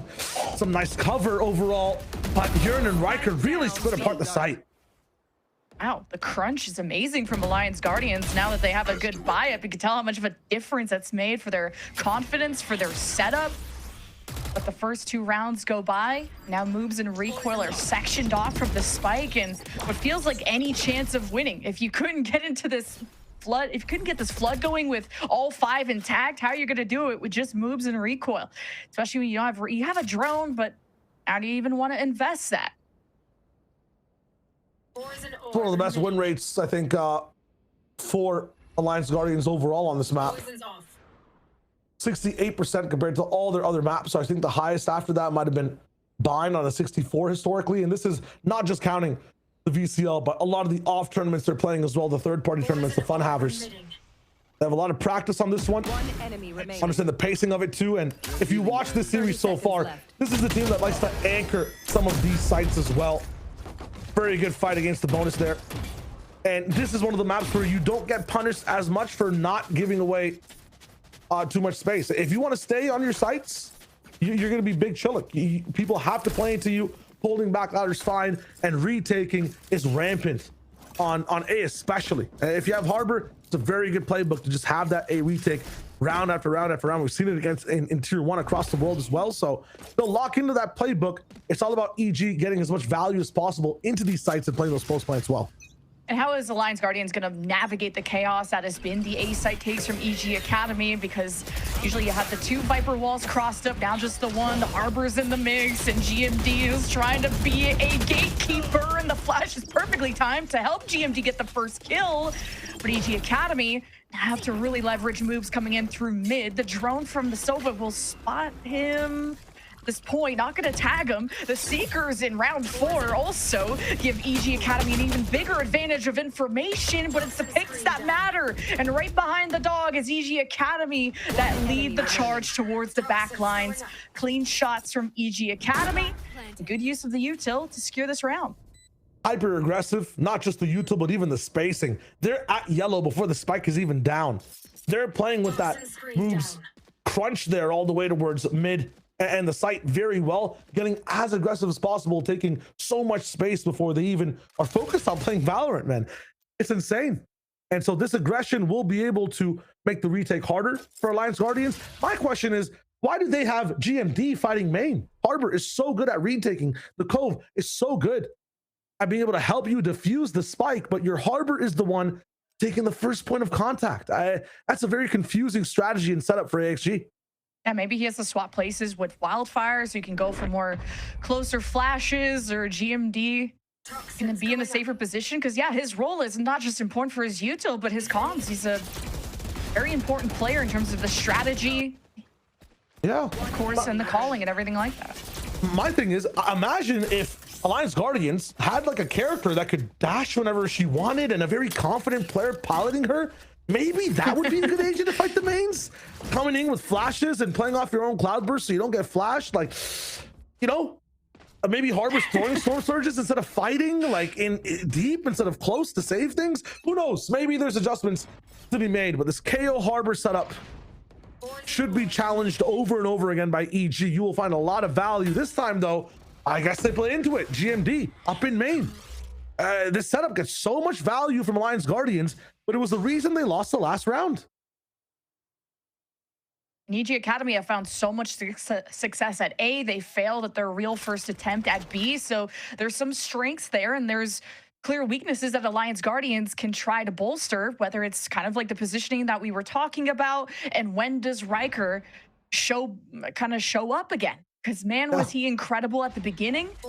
He has to regain that confidence. But this B site was so heavily locked down before, but it's not the same stack that Alliance Guardians had before. Their backs are against the wall. B-Dog is gonna go hunting around this corner, and even off the flash, Jakey will confirm his. He's got the backs turning. Focus broken from Alliance Guardians and their defense. They're taking the risk with this Initiator Harbor setup on A so they can have a more bolstered, free fighting composition ready to go on the B side. They're giving up and being pushed back way too far on the site, though. You have a 3-man setup and you're letting the enemy team take that much space, forcing the backside pass ladder. I mean, AXG's got to pick a struggle here. There's no way they can do both. Have a bad A setup and also lack the confidence on B. You have the numbers. You have to fight forward. Get some good util. I mean, there's a scuba orb you can put down backside. The Viper setup could switch up a little bit if you want. If the pressure's getting a little bit too rampant and fast, something's got to change here. Now you have Recoil that's coming up to the Hunter's Fury. You saw how strong that was at setting up the chaos that EG seemed to really thrive in, whether it's off their Viper's wall or kind of how they're just infiltrating off of their jet. EG Academy clearly show how clinical they are when they're practice on a map. And Alliance Guardians, though, they're a team that figure it out eventually. It just kind of comes down to that late timeout or sometimes the second half. So, yeah. That's the thing, though. You look at some of these historic teams that love the comeback, the NRGs, the Fanatics of the world. Over time, it takes a toll. You can't do it consistently over and over again. That split happens once in a while. It can't be your team identity. You don't make it to the big leagues with that one. You can't get the repeat wins in a best of 3 like that, especially a best of 5 if you're aiming to win the entire split as well. Aggression on A this time. More numbers here for the side of AXG as well. They have switched things up. That wall from GMD protects Riker. If anyone wanted to follow up with the dog that was thrown from Darkest, but it was all a ruse. Alliance Guardians dismantled already. EG Academy, they worked the map. They know how to weaken the site to get Alliance Guardians chasing tails. And even just picks alone would have helped Alliance Guardians at least try a retake.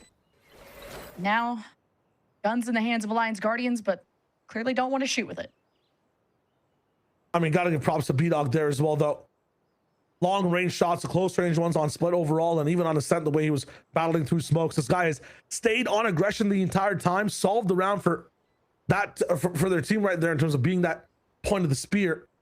Really cool updraft to be able to cover all of ladder as you're kind of surfing your own paranoia almost. It's cinematic. It's really cool jumping above it. They're being very dynamic in the way they're attacking these sites. Before, there was a lot of pressure towards half wall. That's the round they lost. Then they focus on site, and this time they focus on ladder. The calls too from EG's side, being able to go for that fake. You're talking about it, Kiwi, you know, the way they're moving around the map. Alliance Guardians, you have a lot to figure out right now. It's not even just the game of EG. Your own game for the moment is not looking that confident. And Alliance Guardians can play hidden and so mysterious around kind of like cover, around their harbor wall. That also gives EG the way to hide away, to cut noise, to create fakes. And Alliance Guardians are denying themselves that information, just trying to play passively as they can, which worked out well for Alliance Guardians on split at some points when they were on defense. But Now it's EG trying a different crunch now through mid. All rides on GMD and what impact he can have through the smoke, but everyone falls like dominoes. But GMD will be the tip of the spear to save the day potentially, but B-Dog escapes, but the spike is left behind. GMD has put the cape on his back. Now he uses the ultimate, expecting like, yeah, people to surge back in to re-hit. Nothing comes his way. Buying time for the team to get back on the site. Best thing I've seen so far from AXG though is this quality of perseverance on every single player, especially GMD, who again, that cape, I mean, how many times can he become a superhero in this series? You can't rely on it so consistently, but he's showing up over and over again. The insurance man, who this time is good for 4 if he ends up getting this one. Yeah, at least with the pressure. It's insane the impact he has. He's smart. He plays for the trade. He's not a stat pattern. He plays for the win. He plays for the team. GMD was that consistent one in Garage back on Split when he was playing the Omen to try and create any winning opportunity when the round seems already over. So huge props to how resilient Alliance Guardians can be in these dire moments and what's kept EG Academy on the edge of their seats. 5-2 built up a sizable lead for the moment, and the economy is also looking good for the side of EG Academy. B-Dog, Marshall, and Knives. Just wait on the eco, maybe just a little bit. But it's all good. There's just knife all the way up. Pop flash in. The team's looking cohesive. Hunter's Fury's gonna find moves for now, so the ultimate will even out the round a little bit. It's a bit of chaos here in mid-breeze.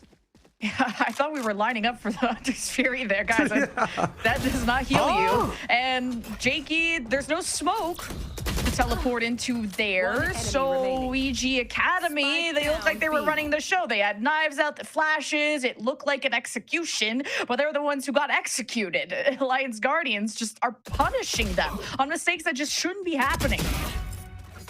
Very nice from Yearn. Nice finish too. I think what it is, the reason these mistakes are happening is that EG Academy are really expecting Alliance Guardians not to make too many changes to their setups. Wildfire's never played this angle before. Jakey's just making the call that, yeah, they're doing the same thing. The KO must be rotating. There's no way Wildfire's here.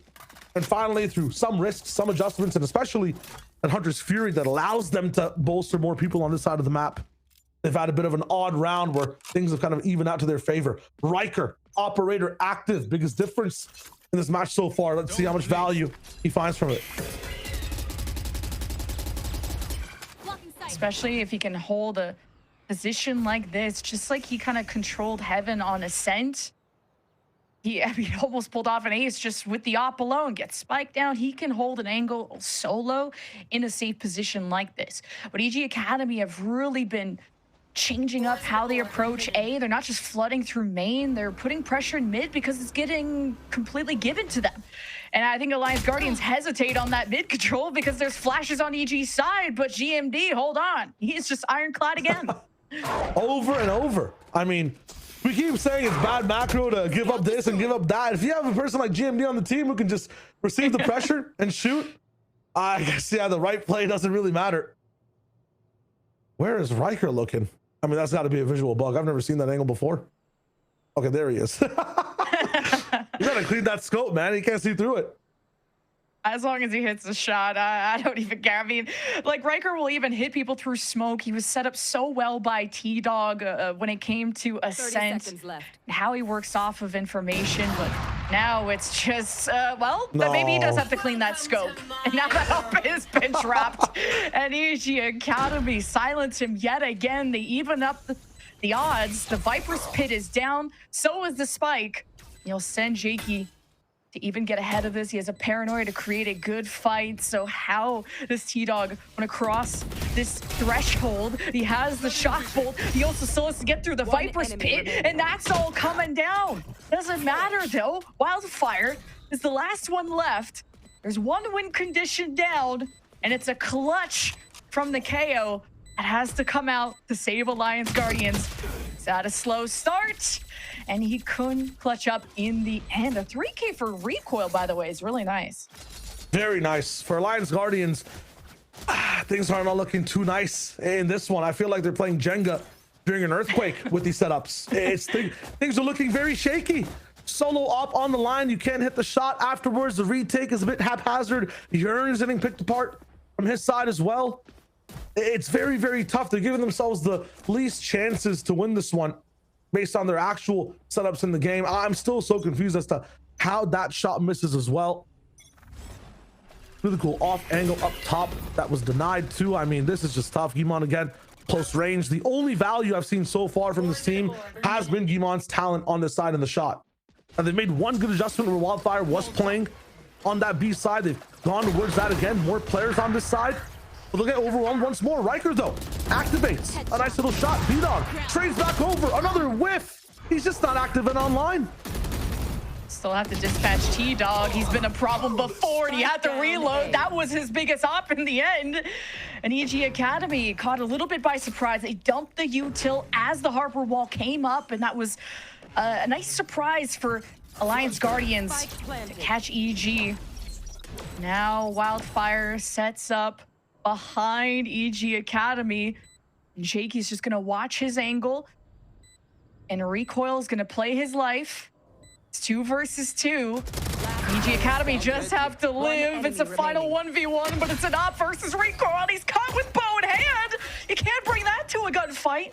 You have the information, but can you get the win? The spike's now going to get tapped.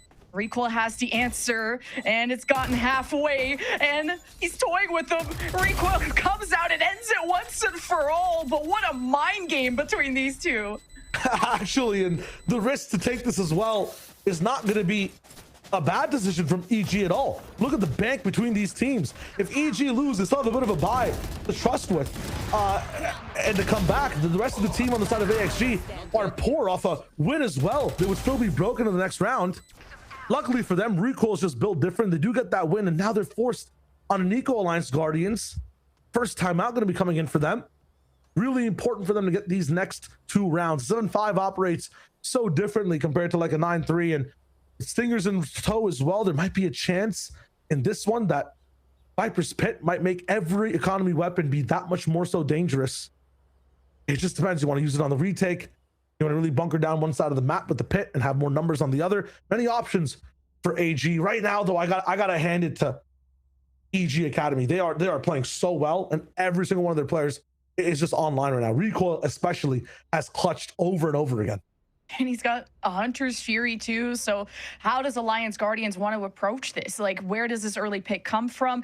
I think they have so many strengths at B. At least it's been cracked down eventually. But A has been the killer for EG. And I think an early pit there would have been nice at just any point. But I guess we'll stick to just the B main pit potentially. And EG Academy could just brute force it anyway with a Hunter's Fury any kind of way they want. I mean, they've been at the table cooking right now, EG Academy. You're saying that A is the weak point. They've also abused the fact that A is so strong to go B sometimes. We were confused, why are they going B, right? So questions here. Riker, though, actually challenging main for the first time, and there's the value. Jet in that extremity works so well. The op hit from B-Dog, though, nice switch back and forth. The rounds are equalized. Yeah, and you don't have a Sky, though, to heal your duelist back up to full. So it did cost Riker nearly everything. I mean, he almost got traded. It was kind of blind Guardian fire through the smoke. But I like that there's more proactivity from Alliance Guardians. Where the hell is B-Dog? In their spawn. He's going to be able to find one and force out the extremity on the other. This guy in the eco walks into the spawn of the enemy team right after a timeout. He is insane. There's the pit gone. What? How does B-Dog do this? Yeah, this is EG. I mean, they were already shooting bodies. They're looking confident. Going through the spawn was just clocking in to what this round will end up being. Quick tap as well.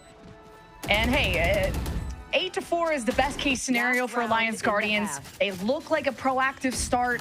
Was off to a good foot, especially how Riker was trying to shake things up on their approach to this A defense. And Riker and how fluid he was on Ascent was what kept EG kind of playing behind Alliance Guardians. And I think if Riker can continue to be a threat around the map, you're gonna eventually slow down EG Academy because of this. Eventually he's gone though, Lemon, right? It's 8-3, that's the issue. And the biggest thing too, these guys need a home run in this round. They've got weak arms at bat, no ultimates, right? No way to have a big swing in this one. So they have to rely on who you're talking about, Riker, to get that value. He's the furthest up right now for the moment. Hunter's Fury coming in to maybe just help the team entry over. Already you can see Jakey all the way towards the backside of sight. The split will come in with moves a little bit later as well, or my bad, B-Dog who's on the op. But this is getting sneaky, silent, espionage, and at the same time Jakey knows the mission, understands where to hit. He finds the first clue, he solves the mystery of this round in the retake, and now things are looking drastic for the side of Alliance Guardians.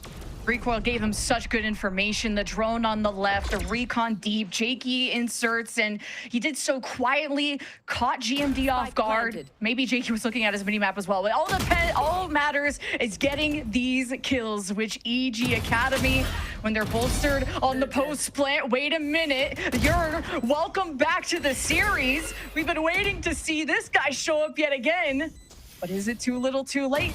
He's wrapping around though, but oh, that shot does reveal his position. Maybe it's a distraction for Riker to close out. You're in a 1v2, but man, so much pressure on him. And with the stack, B-Dog is just gonna stay hidden. Quick check, Darkus gonna make the call.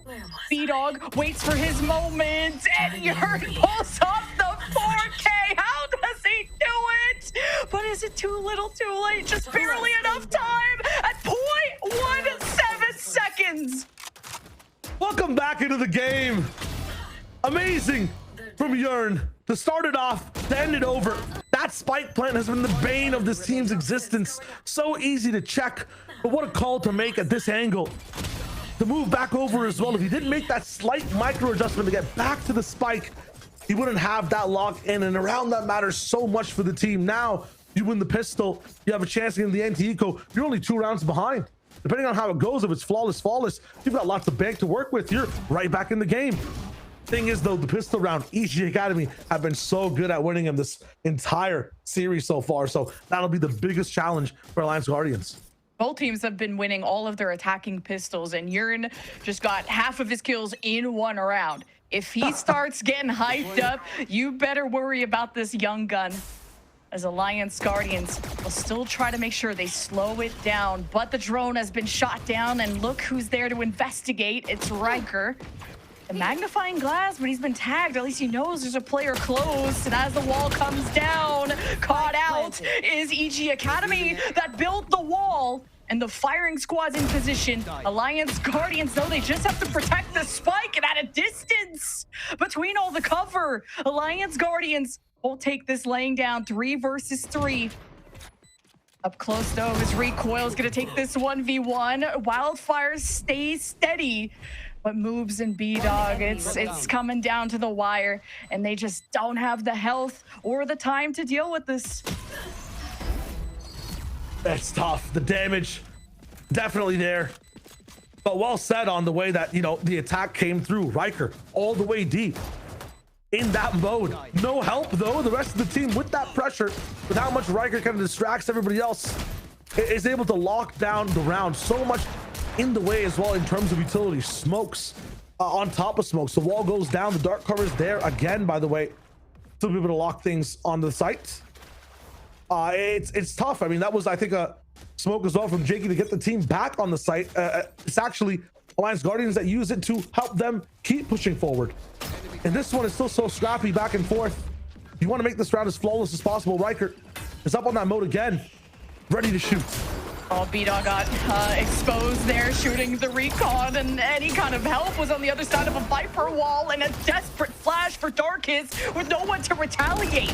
That early pressure from EG got so well punished from Alliance Guardians, but when you're on an eco like this, any kind of curveball you can throw at Alliance Guardians is worth doing, but only took away really 1 weapon, if that, in the bonus. So Alliance Guardians catching up. Doing a good job. We talked about it. It's the pistol and the attack side pistols from both these teams, kind of controlling the pace of the game. overall right now too. Lots of pressure on Riker's shoulders. It's one of the ways Lions Guardians won their last matchup against AEG. Was, or like I guess, or had a sense of having a bit of a semblance in that matchup. Unfortunately, not rocking it through. But Riker was the one making it very competitive between both the teams. It's gonna be tough in this one though. AXG really want to be in a position of control, switching things up, not starting at A. Against Rifles, how do you find the value? V-Dog has to make a good impression here with the up. It almost caught T-Dog there.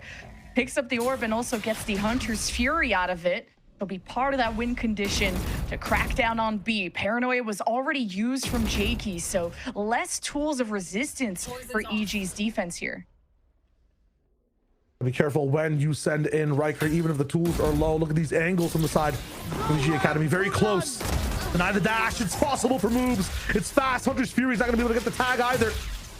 Right or left, even with 3 players on the site, it finds no value. GMD, though, in a position solved by Darkus, who's still going on exploration. Still making sure that every hole is filled. No gaps for the side of their defense.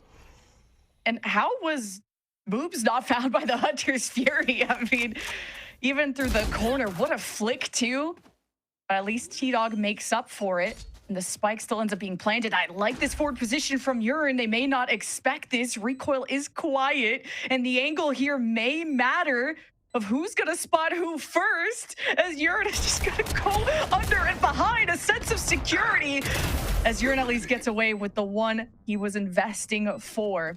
Lions Guardians will watch the flank here with T-Dog, while Wildfire will be at the helm, at the mantle as EG Academy are going to send the army, and they have to do so quickly. The spike is ticking down. Wildfire, time to aim train with the Sheriff, and could not steady enough. So EG Academy back on their high horse.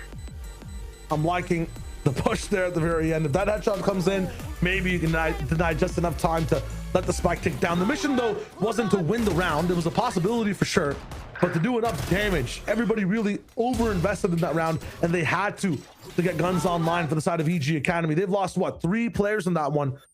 So you can see the head-to-head on this. You should have, what, 2 rifles here. There's a tech pause coming in just to see if something changed or if there's another crash that might have happened. But the eco should be on Alliance Guardian side. We'll tell you what this is all about, but Kiwi, talk to me. In this game so far, do AG have a chance? I think it's tough. It's going to be about getting the economy online, because if there's a one-sided op, which B-Dog still has, how are you going to try and overcome that? You got to try to get information, which it's up to T-Dog with the drone. Also, that drone can't get as deep into the site. So is it even going to spot the op? But B-Dog also missed that first shot. So there's always a chance to try and remove that from B-Dog. But he was excellent with it back on Ascent, and it really was a duel between B-Dog and Riker, but now it seems to be a conversation of consistency, which before you wouldn't say was EG Academy's specialty, but it's maybe what helps them close out this series. Absolutely. They've kind of switched roles entirely. Now we're wanting AG to keep up the chaos with Riker. Before, that was all it was for B-Dog, and now consistency's gone away from them, and EG are looking much more coherent. The big thing too, you talk about information. AG should have a better time with info on this half. They've got the KO Sova instead of just the Sky Sova. An extra scan to be able to see where the op could be. B-Dog, again, it's all about staying hidden. Flash coming in from maybe him to peek. He will. Nice cloud burst to counteract. This is all an information war, and he lands the first strike. And yeah, GMD was probably trying to set up some kind of wall to secure the site. They thought they had warded everyone away from the drone that came in. Darkus hit the op, but the op is hidden 6 feet under now. So Alliance Guardians may have a chance here.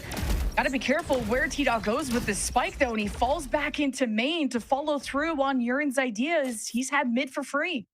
Yeah, really good from Urine walking away with all of this. Had a chance for the split. The walls were down.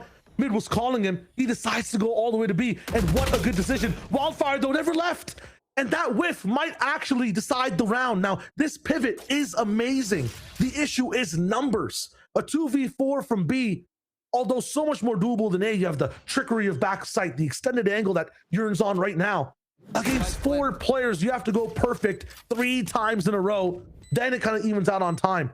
They're very separated for the moment. Nobody's coming in mid. So T-Dog, this position, no value. In fact, both these players get their initial pick completely erased. Everybody's coming in from flank on EG.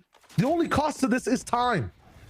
I wish Wildfire had more time for that engagement, was trying to get lucky and surprise EG, but not having him here in this battle is, I mean, what do you have? The spike is getting diffused right in front of Alliance Guardians like they were just never here. They've been evicted, and it's double digits for EG. Both players also falling economies in the ground. It's gonna be a tough time for this team now walking in. Yearn's ready to go, but Riker, GMD, Wildfire, what are they buying this round? Locked into a Bulldog, Guardian, and Sheriff. Things are looking tough. No ultimates to equalize in power. Meanwhile, EG Academy, so close, just at the very cliff of getting their ults, and they'll be ready to dive right in. Knives, Hunter's Fury, slightly ahead in pips against AG for the moment. The defense is looking good. Speed here on the A side. Flash to hit the drone active, and Riker in. Right, B-Dog, maybe a rifle better suited. Darkest on the sniper. B-Dog just gets caged out. Maybe it's time for Riker to put the mitts on and to kind of change the outcome of this map. Alliance Guardians are only down by 4. You still have Wildfire still with a Sheriff. So is it EG Academy that could still get something done with this Outlaw through all the smokes? You need information. Recoil drone on the other side goes unshot. Alliance Guardians is trying to hold their own. It seems like T-Dog is in a perilous position with the paranoia that hits him. He trusts in Riker, and that trust did not pay off. The off angle here from Yearn could be the miracle worker. Yearn has made this happen before, but EG react appropriately, and they continue. Call it whatever you want, hockey, aura, pressure. EG have it, and they push Alliance Guardians with even numbers way back into their own base, almost into their own spawn from where Yearn was, trying to go for the rewrap, putting them in desperate positions when they should have the power. The double smokes coming in from Jakey. Moves getting active as well with that snake bite, being able to do as much damage and positioning as possible. And now look at the traffic lights from EG. They just say stop. They're all lit up on ultimates. There's no way you can hit these sites. They're 2 away from winning this series, and they have the tools to do so. Get out of my way. Alliance Guardians haven't had really the time to set up a strong post plan or even the manpower to be strong enough to repel EG Academy. So we'll see the finish line in sight to avoid elimination. Here comes EG Academy. Wildfire has an ult command, can stop all the ultimates in tow. Moves, able to hold things down for just a second. Reckoning to blind, to deafen, to give yourself a chance. Lightning to get you onto the site. Could be possible. It does hit water hard. And Alliance Guardians are able to get that res, keep their numbers, and have a chance in this round. Knives from the top rope though. And Darkest is there to answer as well. He keeps going, misses a bit. B-Dog's down, 1v3 for Darkest. The Seeker is gonna give you a bit of information, but you need talent. You can't find it. AXG, hold on. They finally win a rifle round, and they met that initial resistance, but it's the initiative that Alliance Guardians took, even getting the first Hunter's Fury off. Recoil hesitated on whether he should use his and kind of match fire with fire, but then also want to get caught by the Hunter's Fury that was still active from T-Dog, and that scanned the whole site. EG Academy were floundering, just trying to get away from that, and then were caught with their backs against the wall and their pants down. Alliance Guardians, though, you're going to need a lot more rounds like that to come back. And the thing is, that round is unique. That round doesn't happen many times. That round needs 8 kills behind it from all the others. It requires ultimates. They use Null Command, Reckoning, and Hunter's Fury. There's 3 strongest ults, and Riker had the knives active too. So now on the other side, you mentioned it. Yes, EG hesitated, but with that hesitation, they still have a 4-round lead and 3 ultimates to use. I think you're nervous if you're an EG Academy fan, because EG now have to withstand this flood. Alliance Guardians just spamming through the wall, no sense of comfort, exchanging sides against the flash, but Riker can't get bailed out from T-Dog. The rest are hidden away from the Viper's pit that was placed in the post plant, as Yearn will have to fend for himself, and sometimes that's all you need. GMD steps forth and pierces through what seems to be the remnants of EG Academy. And now you just depend on the spam through, but the pit comes down, the walls break, GMD withstands, it's a 1v1, and AXG survive. By the skin of their teeth, Wildfire winning the last fight, pit going down, made that chaos. The defender's side, although, put the pressure down. We're not ready. This time, the side of Alliance Guardians hold their line. This time, though, Darkus switches it up. That pop flash through the harbor wall was amazing. Really flipped up the timing of that entire round. Really made things so much more chaotic. I don't think they got the Viper split they wanted in that round. They probably wanted it a bit more deeper. But because of Darkus and his antics there, it forced AXG into a spot they didn't want to be in. This time, going towards B, though, and they found the gap. I mean, EG, that round came at a cost. No money in this one. And AXG should be going up to 9 if they play this round right. Oh, it already starts with moves tumbling down from the off angle through potential flank he was trying to go for. EG Academy, though, sectioned off, trying to fight off of this flash, but they have to cross together. The wall comes down. AXG caught a bit by surprise, but at a distance, the rifles will do all the talking. And it's none other than T-Dog that'll have the last laugh. EG Academy, though, have had strong rounds on the Sheriff, but the way that AXG positioned away from it, they knew what to expect, which was a curveball from EG, and AXG are extending this map more and more. Yeah, they know they have the advantage, and one of the best sites to hit on that one is B. Yes, you could have shotguns, but again, judges have been nerfed a little bit of movement. You could rely on Riker to just get past that choke as well. Biggest thing to pay attention to in that round, who got the kills? GMD, T-Dog. Both individuals that have some of the best ultimates to get you more rounds on the board afterwards. So 2 kills away for T-Dog. One of the things you could do is go for orb control. EG know this. They're actually fighting B for the first time. We haven't seen this before. Dashing right in. That Cove comes in from the attack side to kind of temper what's going down. They think they have control of the map right now, AXG, but it's been solved. EG have pushed through. They're the spawn. Oh, they're coming in God. straight from the back right now. It's a matter of time, but guess who's watching it? Urn, and he can't handle the 1v2. And this gets the attention of AXG. And now your focus is split into the ball is in EG's court now. Do they want to cross this threshold and start the crunch? But wait a minute. The Viper has been pushed off. Moves is waiting for his moment. I should have come in. So smart for Darkus to be on this back end. B-Dog in with the re-entry. One more water wall to fall, and this should be EG's round. Moves is still waiting to activate. Now he's coming in on the flank. AXG just gonna have to tunnel and look and set their vision forward because EG are crossing this wall. Jakey's been spotted. Could be traded out here. Works out well. And the spike will go now to EG Academy. Match point, series point to avoid elimination. No timeout needed. Darkus's braid is just so big in this one. To challenge B, to know this team needs an orb, but then to call for the team to keep pushing forward is such a good adjustment. We haven't seen it from either team too much this round. We have seen some good wraparounds from mid, lots of challenges sometimes in the flank. We've seen moves sometimes moving back and forth, especially in middle. Yearn going for the space, but to push that deep, to start off with an immediate dash all the way through that beeline with a paranoia, I believe, is just so good. And then I gotta again call it out for Darkus to escape that site where you're playing backside so much, to have the temperance to wait for your team. Perfect round back and forth from EG Academy, put them on match point. It's gonna be an A brawl with maybe a little bit of a lurk. Both teams have guns. It's about to get active. Gotta go out kicking and screaming, and T-Dog, I get such a good Hunter's Fury, but that was to set them up for B. T-Dog. Dashing in to make the space. He gets caught with util in hand. B-Dog is uncaged. He's unleashed. And AXG lost in the sauce, and he's not even done yet. Carves through the ace and making them look like jokers. It won't be an ace, but maybe a win unless Yearn could pull off another miracle. But he's not a magician. He'll have to pull the rabbit out of his hat, and there's a line created in the sand, and EG stand at the top of it to also surround the spike. Coming in on the flank is Moobs. He's not paid by the hour. He's done with this. Yearn will mark it. Viper v Viper, who's trying to also note the drone coming in from behind that could be followed up.